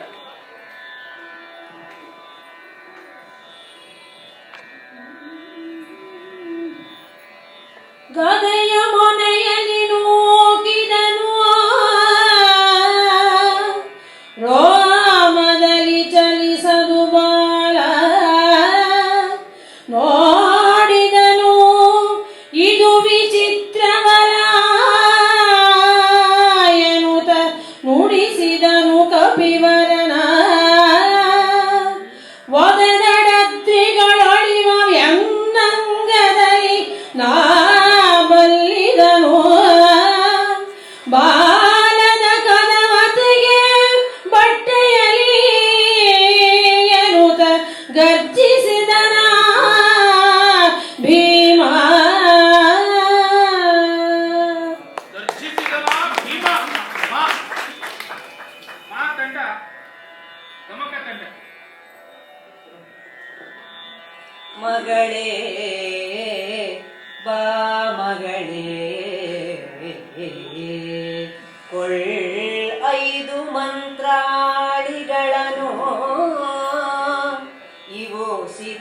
ಪ್ರಯೋಗವು ಸೊಗಸು ದಿವಿಜರುಳು ಆರಬೇನುಂಟು ಅವರ ನೆನೆ ಸಾಕು ಮಗನು ಜನಿಸುವನು ಎಂದು ಮುನಿ ಕುಂತಿಗೆ ರಹಸ್ಯದೊಳರುಗಿ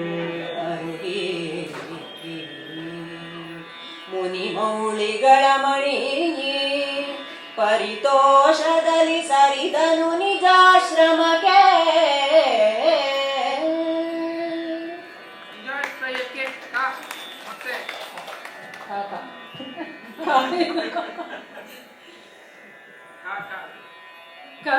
ಕಂಗಳಿಂದನು ಯೋಗ ನಿಜ ಹಸ್ತಾಂಗುಲಿಯೊಳುತ್ತರ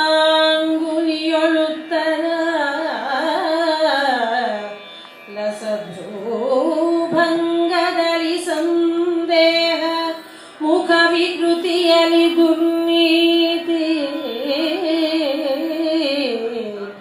ಇಂಗಿತದ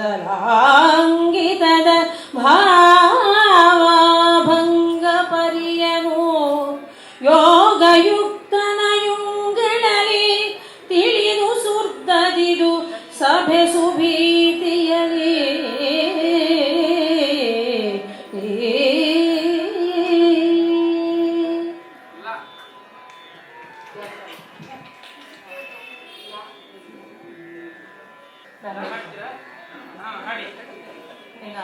ಲಲನೆ ಪಡೆದೈದು ಮಂತ್ರಂಗಳಲ್ಲಿ ಮೊದಲಿಗ ನೀನು ನಿನ್ನಯ ಬಳಿ ಯುಧಿಷ್ಠಿರ ದೇವ ಮೂರನೆಯಾದ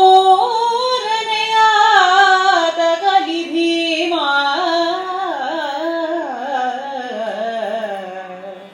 ಫಲುಗುಣನು ನಾಲ್ಕನೆಯಲಿ ಐದನೆಯಲಿ ನಕುಲ ಸಹದೇವರಾದರು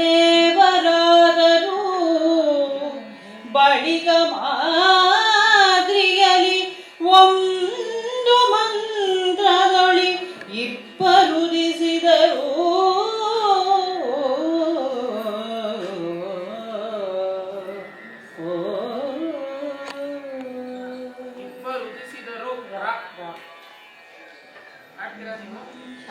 ರಸದ ಸಂಸ್ಥಾಪನೆಯ ಭಾವದ ಬೆಸುಗೆಗಳ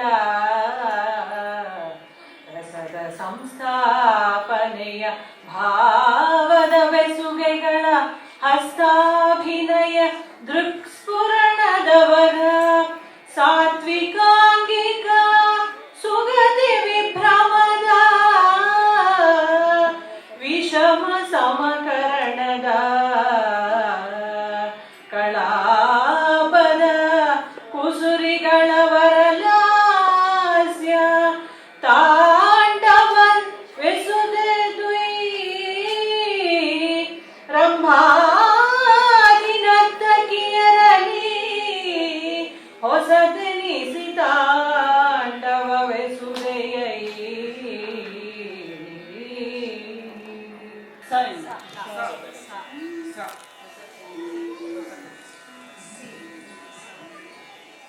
ಸಾರಥಿಯ ಶಿವ ಕೊಟ್ಟನಾದೊಡೆ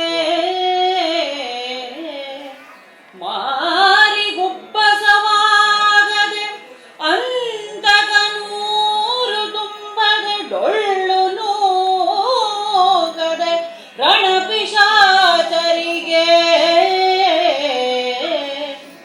ದೋರೆ ಗರುಳಲಿ ದಾನವಿಯರೊಡಲು ಒಡಲೇರು ಹತ್ತದೆ ಹಬ್ಬವಾಗದೆ ಭೂರಿ ಬೇತಾಳರಿಗೆ ಹೋಗುದೆ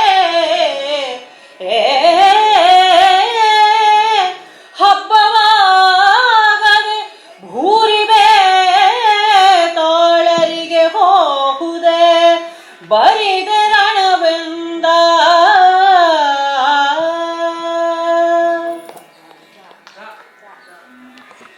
ಧರೆಗೆ ಕಟ್ಟಭಿಮಾನ ಹೆಂಡಿರ ಹರಿಬವು ಆ ಹರಿಬದಲಿ ಕೆಡಹುವುದು ಅರಿಯನು ಅವಗಡಿಸಿದೊಡೆ ಸಾವರು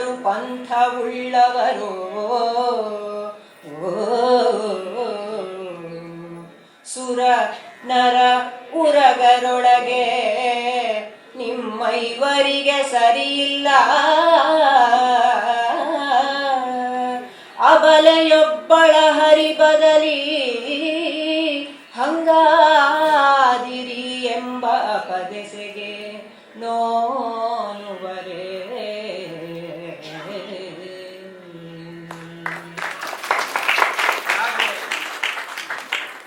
ರಾಗೆ ಅಕ್ಷರ ಕೊನೆಯಾಗಿದೆ, ಅಲ್ಲಿಗೆ ಕಾವ್ಯ ಅಂತ್ಯಾಕ್ಷರಿನೂ ಕೊನೆಯಾಗಿದೆ. ಆದರೆ ಈ ಕೊನೆ ಆಗೋದಕ್ಕಿಂತ ಮುಂಚೆ ಸಹೃದಯರಿಗೊಂದು ಪ್ರಶ್ನೆ. ಪ್ರಕಾರ ಮುಗಿಸ್ಬೇಕಾ? ಪ್ರಕಾರ ಮುಗಿಸ್ತೀರಾ? ಆದ್ರೆ ಆ ಪ್ರಕಾರ ಮುಗಿಸೋದಕ್ಕಿಂತ ಮುಂಚೆ ಕೊನೆ ಪ್ರಶ್ನೆ ಕೇಳ್ಬಿಡ್ತೇನೆ. ಕೊನೆಯ ಪ್ರಶ್ನೆ ಇದು. ಸರಿಯಾದ ಉತ್ತರ ಕೊಟ್ಟವರಿಗೆ ಒಂದು ಬಹುಮಾನ ಇದೆ. ಈ ಕಾವ್ಯಾಂತ್ಯಾಕ್ಷರಿಯ ಕೊನೆಯ ಸುತ್ತಿನಲ್ಲಿ ನೀವು ಗಮನಿಸಿದ ವಿಶೇಷತೆ ಏನು?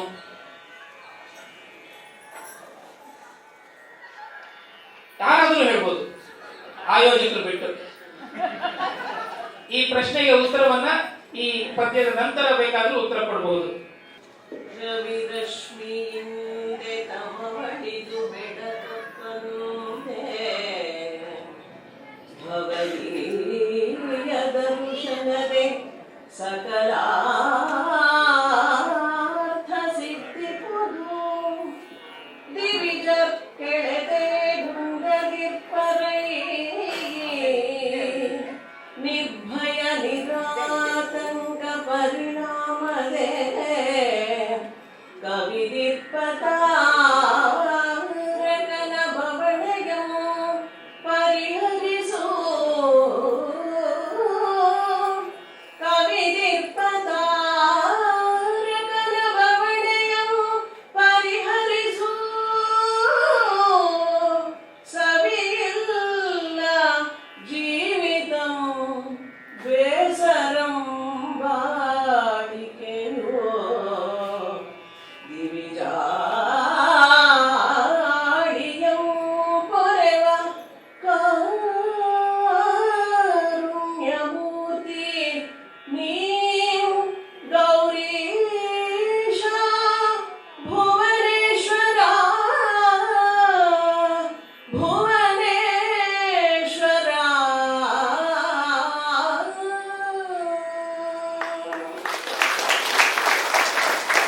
ಅದ್ಭುತವಾಗಿ ಮೂಡಿ ಬಂದಿರುವಂತಹ ಪದ್ಯಗಳು. ಈ ಕಾವ್ಯಾಂತ್ಯಾಕ್ಷರಿಯ ಲಕ್ಷಣ ಏನು ಅಂತ ಹೇಳಬಹುದಾ? ಕೊನೆಯ ಸುತ್ತಿನಲ್ಲಿ ನಡೆದಿರುವಂತಹ ಕಾವ್ಯಾಂತ್ಯಾಕ್ಷರಿಯ ಲಕ್ಷಣಗಳು. ಮೊದಲನೇ ಪದ್ಯ ಸುಳಿವು ಒಂದು. ಮೊದಲನೇ ಪದ್ಯ ಗಾಯಿಂದ ಕೊನೆ ಆಯಿತು.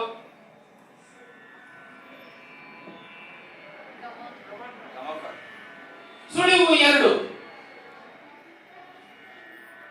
ನಾಲ್ಕನೇ ಪದ್ಯ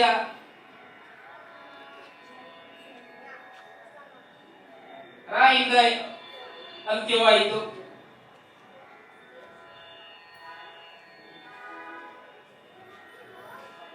ಕೊನೆಯದು ರಾಯಿಂದ ಅಂತ್ಯವಾಯಿತು. 3 ಸುಳಿವನ್ನು ಕೊಟ್ಟಿದ್ದೀನಿ. ಯಾವುದು ಪುಸ್ತಕ ಕೂಡ ಹಾಗಿಲ್ಲ ನಾನು ಆಕ್ಚುಲಿ. ನಾನು ಇದನ್ನ ಮೊದಲು ಹೇಳಿದ್ದೆ, ಈ ಸುತ್ತು ಶುರುವಾಗೋದಕ್ಕಿಂತ ಮುಂಚೆನೂ ಹೇಳಿದ್ದೆ. ಬೇಗ ಹೇಳಬೇಕು, ಸಮಯದ ಅಭಾವ ಇದೆ. ಅಲ್ಲ, ಗಮಕ ಸರಿಯಾದಂತಹ ಉತ್ತರ, ಆದ್ರೆ ಅದಕ್ಕಿಂತ ಪರಿಪೂರ್ಣವಾಗಬೇಕದು. ಗಮಕ ಕಲ ರವ ವಾ ಬರ್ಲಿಲ್ವಲ್ಲ, ಆದ್ರೆ ಕರೆಕ್ಟ್ ಆಗಿದೆ. ಅರ್ಧ ಕರೆಕ್ಟ್ ಆಗಿ ಹೇಳಿದ್ರಿ. ಇನ್ನೊಂದು ಸಿ ತುಂಡರ್ಸಿ ಇರ್ತಾರಲ್ಲ, ಇನ್ನೊಂದು ಸಿ ಸೇರಿಸಿ ಅದಕ್ಕೆ ಗಮಕ ಕಲಾ ಸರಿಗಿದೆ. ಅಲ್ಲ, ವಾ ಇಲ್ಲ, ಬರ್ಲಿಲ್ಲ. ರಸಿಕಾ ಅಲ್ಲ, ಪುನಃ ಕೊನೆಯಲ್ಲಿ ಗಾ ಬರ್ಲಿಲ್ವಲ್ಲ, ಧಾ ಬಂತು. ಗಮಕ ಕಲಾ ರಸಧಾರೆ ಅನ್ನುವಂಥ ಕೋಣಿಕೆಯಲ್ಲಿ ಬಂದಂಥ ಕಾವ್ಯ ಇದು. ಕಡೆಯದಾಗಿ ನಮ್ಮ ಅಕ್ಷಯ್ ಮರಾಠೆ ಅವರು ಒಂದು ನೆನೆ ತಾನೇ ಒಂದು ಭಾಮಿನಿ ಷಟ್ಪದಿಯಲ್ಲಿ ರಚನೆ ಮಾಡಿದರೆ ರಕಾರದಲ್ಲಿ ಕಡೆಯಾಗಬೇಕು ಅಂತ ಅದು ಒಂದು ಈಗ ಹಾಡಿದೆ. ಇನ್ನೊಂದು ಇದನ್ನ ಮಂಗಳದೊಂದಿಗೆ ನಾನು ಹೋಲಿಸ್ತಾ ಇದ್ದೀನಿ. ರಮೆಯ ರಮಣನೇ ಧರಣಿಗೊಡೆಯನೇ ತಿಮಿರ ಹರಣನೆ ಕಮಲನಾಭನೇ ಯಮನ ಸುತನಿಗೆ ಭರತ ಭೂಮಿಯ ಕೃಪೆಯ ನಿತ್ತವನೇ ನಮಿಪೇ ನಿನಗಿದೋ ನಮಿಪೇ ನಿನಗಿದೋ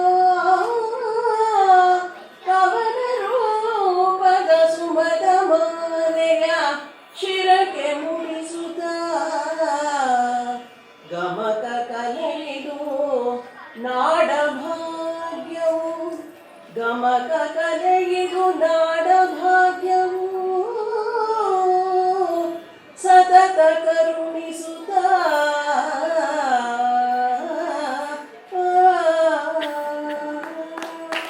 ತ್ರಿಮೂರ್ತಿಗಳನ್ನ ನೆನೆಯುವಂತಹ ಪದ್ಯ. ಈ ಪದ್ಯದ ಮುಖಾಂತರ ಈ ಕಾವ್ಯಾಂತಿ ಅಕ್ಷರಿಗೆ ನಾವು ಪೂರ್ಣ ವಿರಾಮವನ್ನು ಹಾಕ್ತಾ ಇದ್ದೇವೆ. ತಮ್ಗೆಲ್ಲರಿಗೂ ನಮಸ್ಕಾರ. ಮತ್ತು ಇಷ್ಟು ಸುಶ್ರಾವ್ಯವಾಗಿ ಹಾಡಿ ಇಷ್ಟು ಚೆನ್ನಾಗಿ ವ್ಯಾಖ್ಯಾನ ಮಾಡಿದ ಎಲ್ಲ ಕಲಾವಿದರಿಗೂ ನಮಸ್ಕಾರಗಳನ್ನ ಹೇಳ್ತಾ ಇದ್ದೇನೆ. ಧನ್ಯವಾದಗಳು. ಸ್ವಲ್ಪ ಕೂತ್ಕೊಳ್ಳಿ ಒಂದು 5 ನಿಮಿಷ. ಈ ನಮ್ಮ ಗಮಕ ಕಲೆನ ನಾವೇ ನಮ್ಮ ಆಯೋಜನೆ ಮಾಡಿ ನಮ್ಮ ಕಲಾವಿದರು ಜೊತೆಗೆ ಎಲ್ಲ ಮಕ್ಕಳು ಇವರೆಲ್ಲ ಗಮಕಿಗಳು ಹೇಳ್ಕೊಟ್ಟಿರುವಂಥ ಮಕ್ಕಳು ಅವ್ರಿಗೆಲ್ಲ ವೇದಿಕೆ ಕೊಡೋದು ಒಂದು ಅದು ನಮ್ಮ ಒಂದು ಖುಷಿಗೆ ನಾವು ಮಾಡೋದು. ಆದರೆ ಸಮಾಜದ ಬೇರೆ ಬೇರೆ ಸಂಘ ಸಂಸ್ಥೆಗಳು ಆಮೇಲೆ ಬೇರೆ ಬೇರೆಯ ಕಲಾ ಪೋಷಕರು ಅದನ್ನು ಬೆಳೆಸೋದಿದೆಯಲ್ಲ ಅದು ತುಂಬ ಅದ್ಭುತವಾದ ಕಾರ್ಯ. ಅದರಲ್ಲಿ ವಿಲ್ಸನ್ ಗಾರ್ಡನ್ ಹೊಂಬೇಗೌಡ ನಗರದ ಕನ್ನಡ ಯುವಜನ ಸಂಘ ಅದು ಸ್ಥಾಪನೆಯಾಗಿ ಹತ್ತತ್ರ 60 ವರ್ಷ ಆಗ್ತಾ ಬಂತು. ಇಷ್ಟು ವರ್ಷದಲ್ಲಿ ಮೊನ್ನೆ ಕೊರೋನಾದು 1 ವರ್ಷ ಬಿಟ್ಟು ಇನ್ನು ಯಾವ ಗುರುವಾರನೂ ಅಲ್ಲಿ ಕಾರ್ಯಕ್ರಮ ತಪ್ಪಿಲ್ಲ. ಅಂಥ ದೊಡ್ಡ ಸಾಧನೆ ಯುವಜನ ಸಂಘದ್ದು. ಅದನ್ನು ನಾವು ಅಲ್ಲಿ ಹೋಗಿ ನೋಡಬೇಕು. ನೀವು ಎಲ್ಲ ಇವಾಗ ಅಧ್ಯಕ್ಷರು ಜಗದೀಶ್ ರೆಡ್ಡಿ ಅವರು ಬಂದಿದ್ದಾರೆ, ಅವರ ಮುಂದಾಳತ್ವದಲ್ಲಿ ನಡೀತಾ ಇದೆ. ಎಲ್ಲರೂ 65ರಿಂದ 80 ವರ್ಷದವರೇ ಬರ್ತಾ ಇದ್ದಾರೆ ಯುವಕರು. 2 ಮಹಡಿ ಹತ್ಕೊಂಡು ಪ್ರತಿ ಗುರುವಾರ 7 ಗಂಟೆಗೆ ಸರಿಯಾಗಿ 8 ಗಂಟೆವರೆಗೆ ಕಾರ್ಯಕ್ರಮ, ಬರೀ ಸಾಹಿತ್ಯಿಕ ಕಾರ್ಯಕ್ರಮ ನಡೆಸ್ಕೊಂಡ್ಬರ್ತಾ ಇದ್ದಾರೆ. ಇದು ನಮ್ಮಂಥವ್ರಿಗೆ ತುಂಬ ಒಂದು ದೊಡ್ಡ ಮಾದರಿ. ಇದು ನಾವೇನೋ ಗಮಕ ಕಲಾ ಪ್ರತಿಷ್ಠಾನ ಮಾಡಿ ಒಂದು 10 ವರ್ಷ ಇವಾಗ ಯಾವಾಗಲೂ ವರ್ಷಕ್ಕೆ 1-2 ಕಾರ್ಯಕ್ರಮ ಮಾಡ್ತೀವಿ. ಆದರೆ ಪ್ರತಿ ಗುರುವಾರ ಒಂದು ಗುರುವಾರ ಏನೋ ಮಹಾನವಮಿ ಹಬ್ಬ ಇರಲಿ, ಗಣಪತಿ ಹಬ್ಬ ಇರಲಿ, ಯಾವುದೂ ತೊಂದರೆ ಇಲ್ಲ.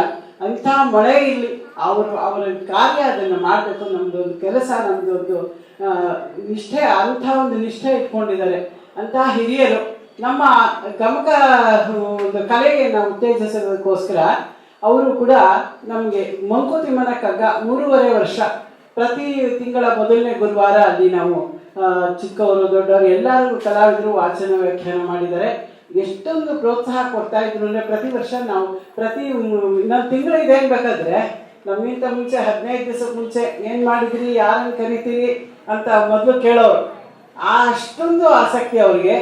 ನಮಗಿಂತ ಆ ವಯಸ್ಸಲ್ಲಿ ಅವ್ರಿಗೆ ಇರೋ ಉತ್ಸಾಹ, ಇವ್ರು ಹೇಳಿದ್ರು ಜೀವನೋತ್ಸಾಹ, ಅವರಿಂದ ನಾವು ನಿಜವಾಗ್ಲೂ ಜ್ವಲಂತ ಉದಾಹರಣೆ ಜೀವನೋತ್ಸಾಹಕ್ಕೆ ಜಗದೀಶ್ ರೆಡ್ಡಿ ಅವರು. ಅಂಥ ಒಂದು ಮಹಾತ್ಮರು. ಹಾಗೆಯೇ ನಮಗೆ ರಾಮಾಯಣ ದರ್ಶನ ಕೂಡ 2 ವರ್ಷ 2.5 ವರ್ಷ ಅಲ್ಲಿ ಮಾಡಿದ್ದೀವಿ. ಅದನ್ನ ಇನ್ನೂ ಬೇರೆ ಬೇರೆ ಕಾವ್ಯಗಳನ್ನೆಲ್ಲ ಮುಂದುವರಿಸಿ ಅಂತ ಹೇಳ್ತಾ ಇದ್ದಾರೆ. ಖಂಡಿತ ನಾವು ಮಾಡಿಕೊಡ್ತೀವಿ ಸರ್. ಇನ್ನೂ ನಿಮ್ಮಂಥವರ ಒಂದು ಉತ್ತೇಜನ ನಮಗೆ ಬೇಕು.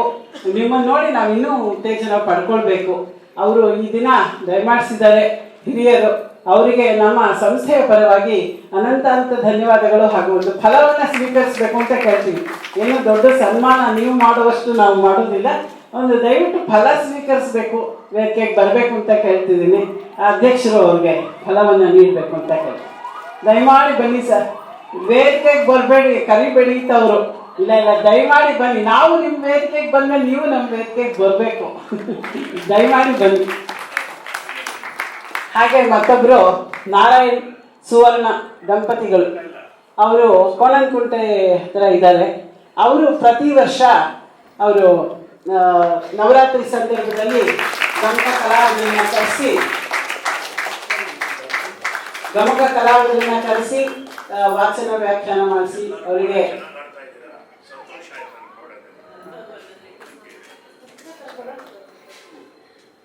ನಾರಾಯಣ್ ಮತ್ತೆ ಸುವರ್ಣ ದಂಪತಿಗಳು ಕೂಡ ಬರಬೇಕು, ನಮ್ಮ ಫಲವನ್ನು ಸ್ವೀಕರಿಸಬೇಕು ಅಂತ ಹೇಳಿ ಕೇಳ್ಕೊಳ್ತೀನಿ. ಅವರು ಇನ್ಕಮ್ ಟ್ಯಾಕ್ಸ್ ಆಫೀಸರ್ ಆಗಿದ್ದಾರೆ. ತುಂಬಾ ಅದ್ಭುತವಾಗಿ ನವರಾತ್ರಿಯಲ್ಲಿ ಅವ್ರ ಮನೇಲಿ ಕಾರ್ಯಕ್ರಮ ಆಯೋಜಿಸ್ತಾರೆ. ನೀವೆಲ್ಲ ಬರಬೇಕು, ಕೇಳಬೇಕು, ನೋಡ್ಬೇಕು. ಅಷ್ಟು ಅಂತಹ ಒಳ್ಳೆ ಸಹೃದಯರು ಕೂಡ ಅವರು. ಒಳ್ಳೆಯ ಬರೀ ಗಮಕ ಅಂತಲ್ಲ, 10 ದಿವಸ ಎಲ್ಲ ಕಲೆಗಳಿಗೂ ಅವರು ಪ್ರೋತ್ಸಾಹ ನೀಡ್ತಾ ಇದ್ದಾರೆ ಕಲಾವಿದರಿಗೆ. ಅವರಿಗೆ ಕೂಡ ಅನೇಕ ಧನ್ಯವಾದಗಳನ್ನು ಸಮರ್ಪಿಸ್ತಾರೆ. ಅನಿಲ್ ಹೆಚ್ಚು ಪರಿಚಯ ಮಾಡಿಕೊಡ್ಲಿಲ್ಲ ಕಲಾವಿದರನ್ನ, ನಾನು ಪರಿಚಯ ಮಾಡಿಕೊಡ್ತೀನಿ. ಇಲ್ಲ ಬೇಡ ಅಲ್ಲ, ನಮ್ಗೆ ಗೊತ್ತು ನಮ್ಮ ಸಂಸ್ಥೆಯ ಕಲಾವಿದರು, ಬೇರೆಯವರಿಗೂ ಗೊತ್ತಾಗಬೇಕು. ಮೊದಲಿಗೆ ಅಕ್ಷಯ್ ಮರಾಠೆ, ಅವರು ಸಾಫ್ಟ್ವೇರ್ ಇಂಜಿನಿಯರು, ಶೃಂಗೇರಿ ಮೂಲದವರು. ಇತ್ತೀಚೆಗೆ ಅವರು ಸುಮಾರು ಸಂಸ್ಕೃತದಲ್ಲಿ ಮತ್ತು ಕನ್ನಡದಲ್ಲಿ ಈ ರೀತಿ ಪದ್ಯಗಳನ್ನು ಬರೆಯುವ ಹವ್ಯಾಸ ಇಟ್ಕೊಂಡಿದ್ದಾರೆ. ಅದ್ಭುತವಾಗಿ ಬರೀತಾರೆ. ಇವಾಗ ವ್ಯಾಖ್ಯಾನಕ್ಕೂ ಕೂಡ ತೊಡಗಿಸ್ಕೊಂಡಿದ್ದಾರೆ. ನಮ್ಮ ಸಂಸ್ಥೆಯಲ್ಲಿ ಒಂದು ಸದಸ್ಯರಾಗಿದ್ದಾರೆ. ವಿಶಾಖ ಚಿಕ್ಕ ವಯಸ್ಸಿಂದ ಕೂಡ ನನ್ನ ಮಗಳೇ ಅವಳು ವಾಚನವನ್ನ ಕಲಿತಾ ಇದ್ದಾಳೆ. ಇನ್ನೂ ಒಳ್ಳೆ ಡೈಟಿಷಿಯನ್ ಆಗಿದ್ದಾರೆ ರಂಗಬೆಲೆ ಆಸ್ಪತ್ರೆಯಲ್ಲಿ. ಇನ್ನೂ ಕೂಡ ಸ್ವಲ್ಪ ಸಾಹಿತ್ಯಗಳನ್ನ ತಿಳ್ಕೊಳ್ಬೇಕು ಅಂತ ನಾನು ಅನ್ಕೋತೀನಿ. ಅದು ನನಗೆ ಗೊತ್ತಾಗ್ತದೆ, ಅವಳು ತಪ್ಪು ಬೇರೆಯವ್ರಿಗೆ ಗೊತ್ತಾಗುತ್ತೋ ಇದು. ಅವಳಿಗೆ ನಂತರ ಮಂಜುಳಾ ಮರಾಠೆ, ಇವರು ಆಯುರ್ವೇದ ಡಾಕ್ಟರ್. ಮತ್ತೆ ಸಂಗೀತ ತುಂಬಾ ಚೆನ್ನಾಗಿ ಕಲ್ತಿದ್ದಾರೆ. ಗಂಗಮ್ಮ ಕೇಶಮೂರ್ತಿ ಅವರ ಶಿಷ್ಯರು ಗಮಕದಲ್ಲಿ ದೂರದರ್ಶನ ಆಕಾಶವಾಣಿಯಲ್ಲೆಲ್ಲ ಕಾರ್ಯಕ್ರಮನ ಪ್ರಸಾರ ಆಗಿದೆ ಅವರದ್ದು. ಕಲಾವಿದರು, ಹಿರಿಯ ಕಲಾವಿದರು. ವಿಶಾಖ ಕೂಡ ಆಕಾಶವಾಣಿ ಕಲಾವಿದೆ. ಮತ್ತೆ ಡಾಕ್ಟರ್ ಸಂಧ್ಯಾ ಅವರು ಏನೇನೋ ಕ್ಷೇತ್ರಗಳಲ್ಲಿ ಕೆಲಸ ಮಾಡ್ತಿದ್ದಾರೆ. ತುಂಬಾ ಎಲ್ಲ ನನಗೆ ಗೊತ್ತಿಲ್ಲ. ಆಕಾಶವಾಣಿಯಲ್ಲಿ ಹೋಗಿ ಅನೌನ್ಸರ್ ಕೆಲಸ ಮಾಡ್ತಾರೆ. ಆಮೇಲೆ ದಯಾನಂದ ಸಾಗರ್ ಕಾಲೇಜು, ಅಲ್ಲಿ ಕನ್ನಡ ಅಧ್ಯಾಪಕರಾಗಿದ್ದಾರೆ. ಮತ್ತೆ BM ಶ್ರೀಪತಿ ಸ್ಥಾನದಲ್ಲಂತೂ ಸತತವಾಗಿ ಎಲ್ಲ ಕೆಲಸ, BM ಶ್ರೀಪತಿ ಸ್ಥಾನ, ಆಮೇಲೆ ಇದು ಹಸ್ತಪ್ರತಿ ವಿಭಾಗ, ಇತಿಹಾಸ ಅಕಾಡೆಮಿ ಕಾರ್ಯದರ್ಶಿ, ಈ ತರ ಹಲವಾರು ಕ್ಷೇತ್ರಗಳಲ್ಲಿ ತೊಡಗಿಸ್ಕೊಂಡಿದ್ದಾರೆ. ತುಂಬಾ ಸಜ್ಜನ. ಮತ್ತೆ ನಮ್ಮ ಗಮಕಾರ್ಥದಲ್ಲಿ ಯಾವಾಗ ಕರೆದ್ರು ಕೂಡ ಬರ್ತಾರೆ. ವ್ಯಾಖ್ಯಾನ ಎಲ್ಲ ತುಂಬಾ ಅದ್ಭುತವಾಗಿ ಮಾಡ್ತಾರೆ. ನೆಕ್ಸ್ಟ್ ಅನಿಲ್ ಭಾರದ್ವಾಜ್ CA ಅವರು. ಚಿಕ್ಕ ಹುಡುಗನಿಂದ ನಮ್ಮ ಸಂಸ್ಥೆಯ ಒಡನಾಡಿ, ನಮ್ಮ ಸಂಸ್ಥೆಯ ಖಜಾಂಚಿ ಕೂಡ ಆಗಿದ್ದಾರೆ. ಸ್ವಲ್ಪ ಜಾಸ್ತಿ ಸಮಯ ಇದೆ ಇರೋದ್ರಿಂದ ಅಭ್ಯಾಸಕ್ಕೆ ಆ ಸಮಯದಲ್ಲಿ ಸಮಯೋಚಿತವಾಗಿ ಆ ಸಮಯಕ್ಕೆ ಏನು ತೋರಿಸುತ್ತೋ ಹಾಗೆ ಅದನ್ನ ಮ್ಯಾನೇಜ್ ಮಾಡುವಂಥ ಒಂದು ಕಲೆ ಅವರಿಗೆ ಕರ್ತವ್ಯವಾಗಿದೆ. ಸುಮಾ ಪ್ರಸಾದ್ ನಮ್ಮ ಸಂಸ್ಥೆಯ ಮ್ಯಾನೇಜಿಂಗ್ ಟ್ರಸ್ಟಿಯಾಗಿದ್ದಾರೆ. ಅವರು ಹಿರಿಯ ಗಮಕಿ, ಆಕಾಶವಾಣಿ ದೂರದರ್ಶನಲ್ಲಿ ಅಲ್ಲಿ ಕಲಾವಿದರಾಗಿದ್ದಾರೆ. ಸಾಕಷ್ಟು ಅವರ ವಾಚನಗಳು ಪ್ರಸಾರವಾಗಿವೆ. ಆಮೇಲೆ ಅವರ ಮಾವನವರು ಗಮಕಿಯ ಶಂಕರನಾರಾಯಣ ಅಂತ ತುಂಬ ದೊಡ್ಡ ಗಮಕಿಗಳು, ಹಾಗೆ ಒಳ್ಳೆಯ ಕವಿಗಳು ಕೂಡ. ಅವ್ರ ಹತ್ರನೂ ಶಿಕ್ಷಣ ಪಡ್ಕೊಂಡಿದ್ದಾರೆ. ಮಂಜುಳಾ ರಾಜು ಅವ್ರ ಹತ್ರ ಅವರು ಗಮಕ ಕಲಿತಿದ್ದಾರೆ. ಹಾಗೆ ಸಂಗೀತ ಕೂಡ ವಿದ್ವತ್ ಮಾಡಿಕೊಂಡು ಸಂಗೀತ ಪಾಠ ಕೂಡ ಮಾಡ್ತಾರೆ. ಜರ್ಜಾ ರಾಜು ಇವರು ಕೂಡ ನಮ್ಮ ಇತ್ತೀಚೆಗೆ ಪದ್ಮಶ್ರೀ ಪ್ರಶಸ್ತಿ ಪಡ್ಕೊಂಡಂತಹ HR ಕೃಷ್ಣಮೂರ್ತಿಗಳವರ ಶಿಷ್ಯರು. ಸಂಗೀತ ಅವರು ಸಂಗೀತ ವಿದುಷಿ ಕೂಡ ಹೌದು. ಒಳ್ಳೆಯ ಬೆಲೆ ಆಕಾಶವಾಣಿಯಲ್ಲಿ ಅವರು ಡೆಲ್ಲಿಯಲ್ಲಿ ಇದ್ದಾಗ ತುಂಬ ವರ್ಷ ಆಕಾಶವಾಣಿಯಲ್ಲಿ ನಾಟಕ ಮುಂತಾದ ಎಲ್ಲ ಕ್ಷೇತ್ರಗಳಲ್ಲಿ ಅವರು ಅಭಿನಯ ಮಾಡಿದ್ದಾರೆ. ಮತ್ತು ಆಕಾಶವಾಣಿ ದೂರದರ್ಶನ ಕಲಾವಿದರು. ನಮ್ಮ ನಾಗಲಕ್ಷ್ಮಿ ಅವರು ಚಿರಪರಿಚಿತರು ಅಂತ ಅಂದ್ಕೊಳ್ತೀನಿ. ಅವರು ಸಾಕಷ್ಟು ಲೇಖನಗಳು ಬರೀತಾರೆ, ಒಳ್ಳೆಯ ಲೇಖಕರು. ಮತ್ತು ಅವರು ಪದವಿ ಪೂರ್ವ ಕಾಲೇಜುಗಳಲ್ಲಿ ಅಧ್ಯಾಪಕರಾಗಿ ನಿವೃತ್ತರಾಗಿದ್ದಾರೆ. ಎಸ್ ಕ್ಷಮಾ ಇವರು NALಲ್ಲಿ ಪ್ರಿನ್ಸಿಪಾಲ್ ಸೈಂಟಿಸ್ಟ್ ಆಗಿದ್ದಾರೆ. ಹಾಗೆ ಸಂಗೀತ ಕೂಡ ಕಲಿತಾ ಇದ್ದಾರೆ. ಗಮಕದಲ್ಲಿ ನನ್ನ ಶಿಷ್ಯ ಅಂತ ಹೇಳ್ಕೊಳ್ಳೋಕೆ ಖುಷಿಯಾಗುತ್ತೆ. ಅದ್ರ ಜೊತೆಗೆ ಆಕಾಶವಾಣಿಯಲ್ಲಿ ಸಾಕಷ್ಟು ನಾಟಕಗಳು, ವಿಜ್ಞಾನ ಸಂಬಂಧಂತಹ ಲೇಖನಗಳು ಇದನ್ನೆಲ್ಲ ಬರೀತಾರೆ. NAL ಕನ್ನಡ ಸಾಂಸ್ಕೃತಿಕ ಸಂಘದಲ್ಲಿ ಒಂದು ಕಣಾದ ಅನ್ನೋ ಒಂದು ಪತ್ರಿಕೆಯನ್ನು ನಮ್ಮ ಅಣ್ಣ ಅವರೇ ಪ್ರಾರಂಭ ಮಾಡಿದರು. ಅದನ್ನು ಮುಂದುವರಿಸ್ಕೊಂಡು ಹೋಗ್ತಾ ಇದ್ದಾರೆ ಅದರ ಕೆಲಸನೂ ಕೂಡ. ಡಾಕ್ಟರ್ ಸುಷ್ಮಾ ಸುರಾನ ಕಾಲೇಜಲ್ಲಿ ಅವರು ಕನ್ನಡ ಅಧ್ಯಾಪಕರಾಗಿದ್ದಾರೆ. ಅವರು ಸಾಕಷ್ಟು ವರ್ಷ ನಿರೂಪಕರಾಗಿ ಕೆಲಸ ಮಾಡಿದ್ದಾರೆ. ಇವಾಗ ಆ ಕೆಲಸ ಬೇಡ ಮೇಡಮ್ ಅಂತಾರೆ. ನಮ್ಮ ಗಮಕ ಕಲಾ ಪ್ರತಿಷ್ಠಾನದಲ್ಲಿ ಸದಸ್ಯರಾಗಿದ್ದಾರೆ. ಮತ್ತು ಅವರು ಎಲ್ಲ ವ್ಯಾಖ್ಯಾನ ಕೂಡ ಅದ್ಭುತವಾಗಿ ಮಾಡ್ತಾರೆ. ನೀವು ಈಗಾಗಲೇ ಕೇಳಿದ್ದೀರಿ. ಸಜ್ಜನ ಮತ್ತು ನಮ್ಮ ಎಲ್ಲ ಕೆಲಸಗಳಲ್ಲೂ ಸಹಭಾಗಿಯಾಗಿದ್ದಾರೆ. ಈ ಎಲ್ಲ ಕಲಾವಿದರಿಗೂ ಕೂಡ ಅಧ್ಯಕ್ಷರು ಬಂದು ಅವರು ಫಲವನ್ನು ನೀಡಬೇಕು ಅಂತ ಕೇಳ್ಕೊಳ್ತೀನಿ. ಎಲ್ಲರೂ ಅತ್ಯುತ್ತಮವಾಗಿ ಇವತ್ತು ಕಾರ್ಯಕ್ರಮವನ್ನು ನಡೆಸ್ಕೊಟ್ಟಿದ್ದಾರೆ. ಎಲ್ಲರಿಗೂ ಕೂಡ ತುಂಬ ಆಭಾರಿಯಾಗಿದ್ದೇನೆ. ಅನಂತ ಧನ್ಯವಾದಗಳು.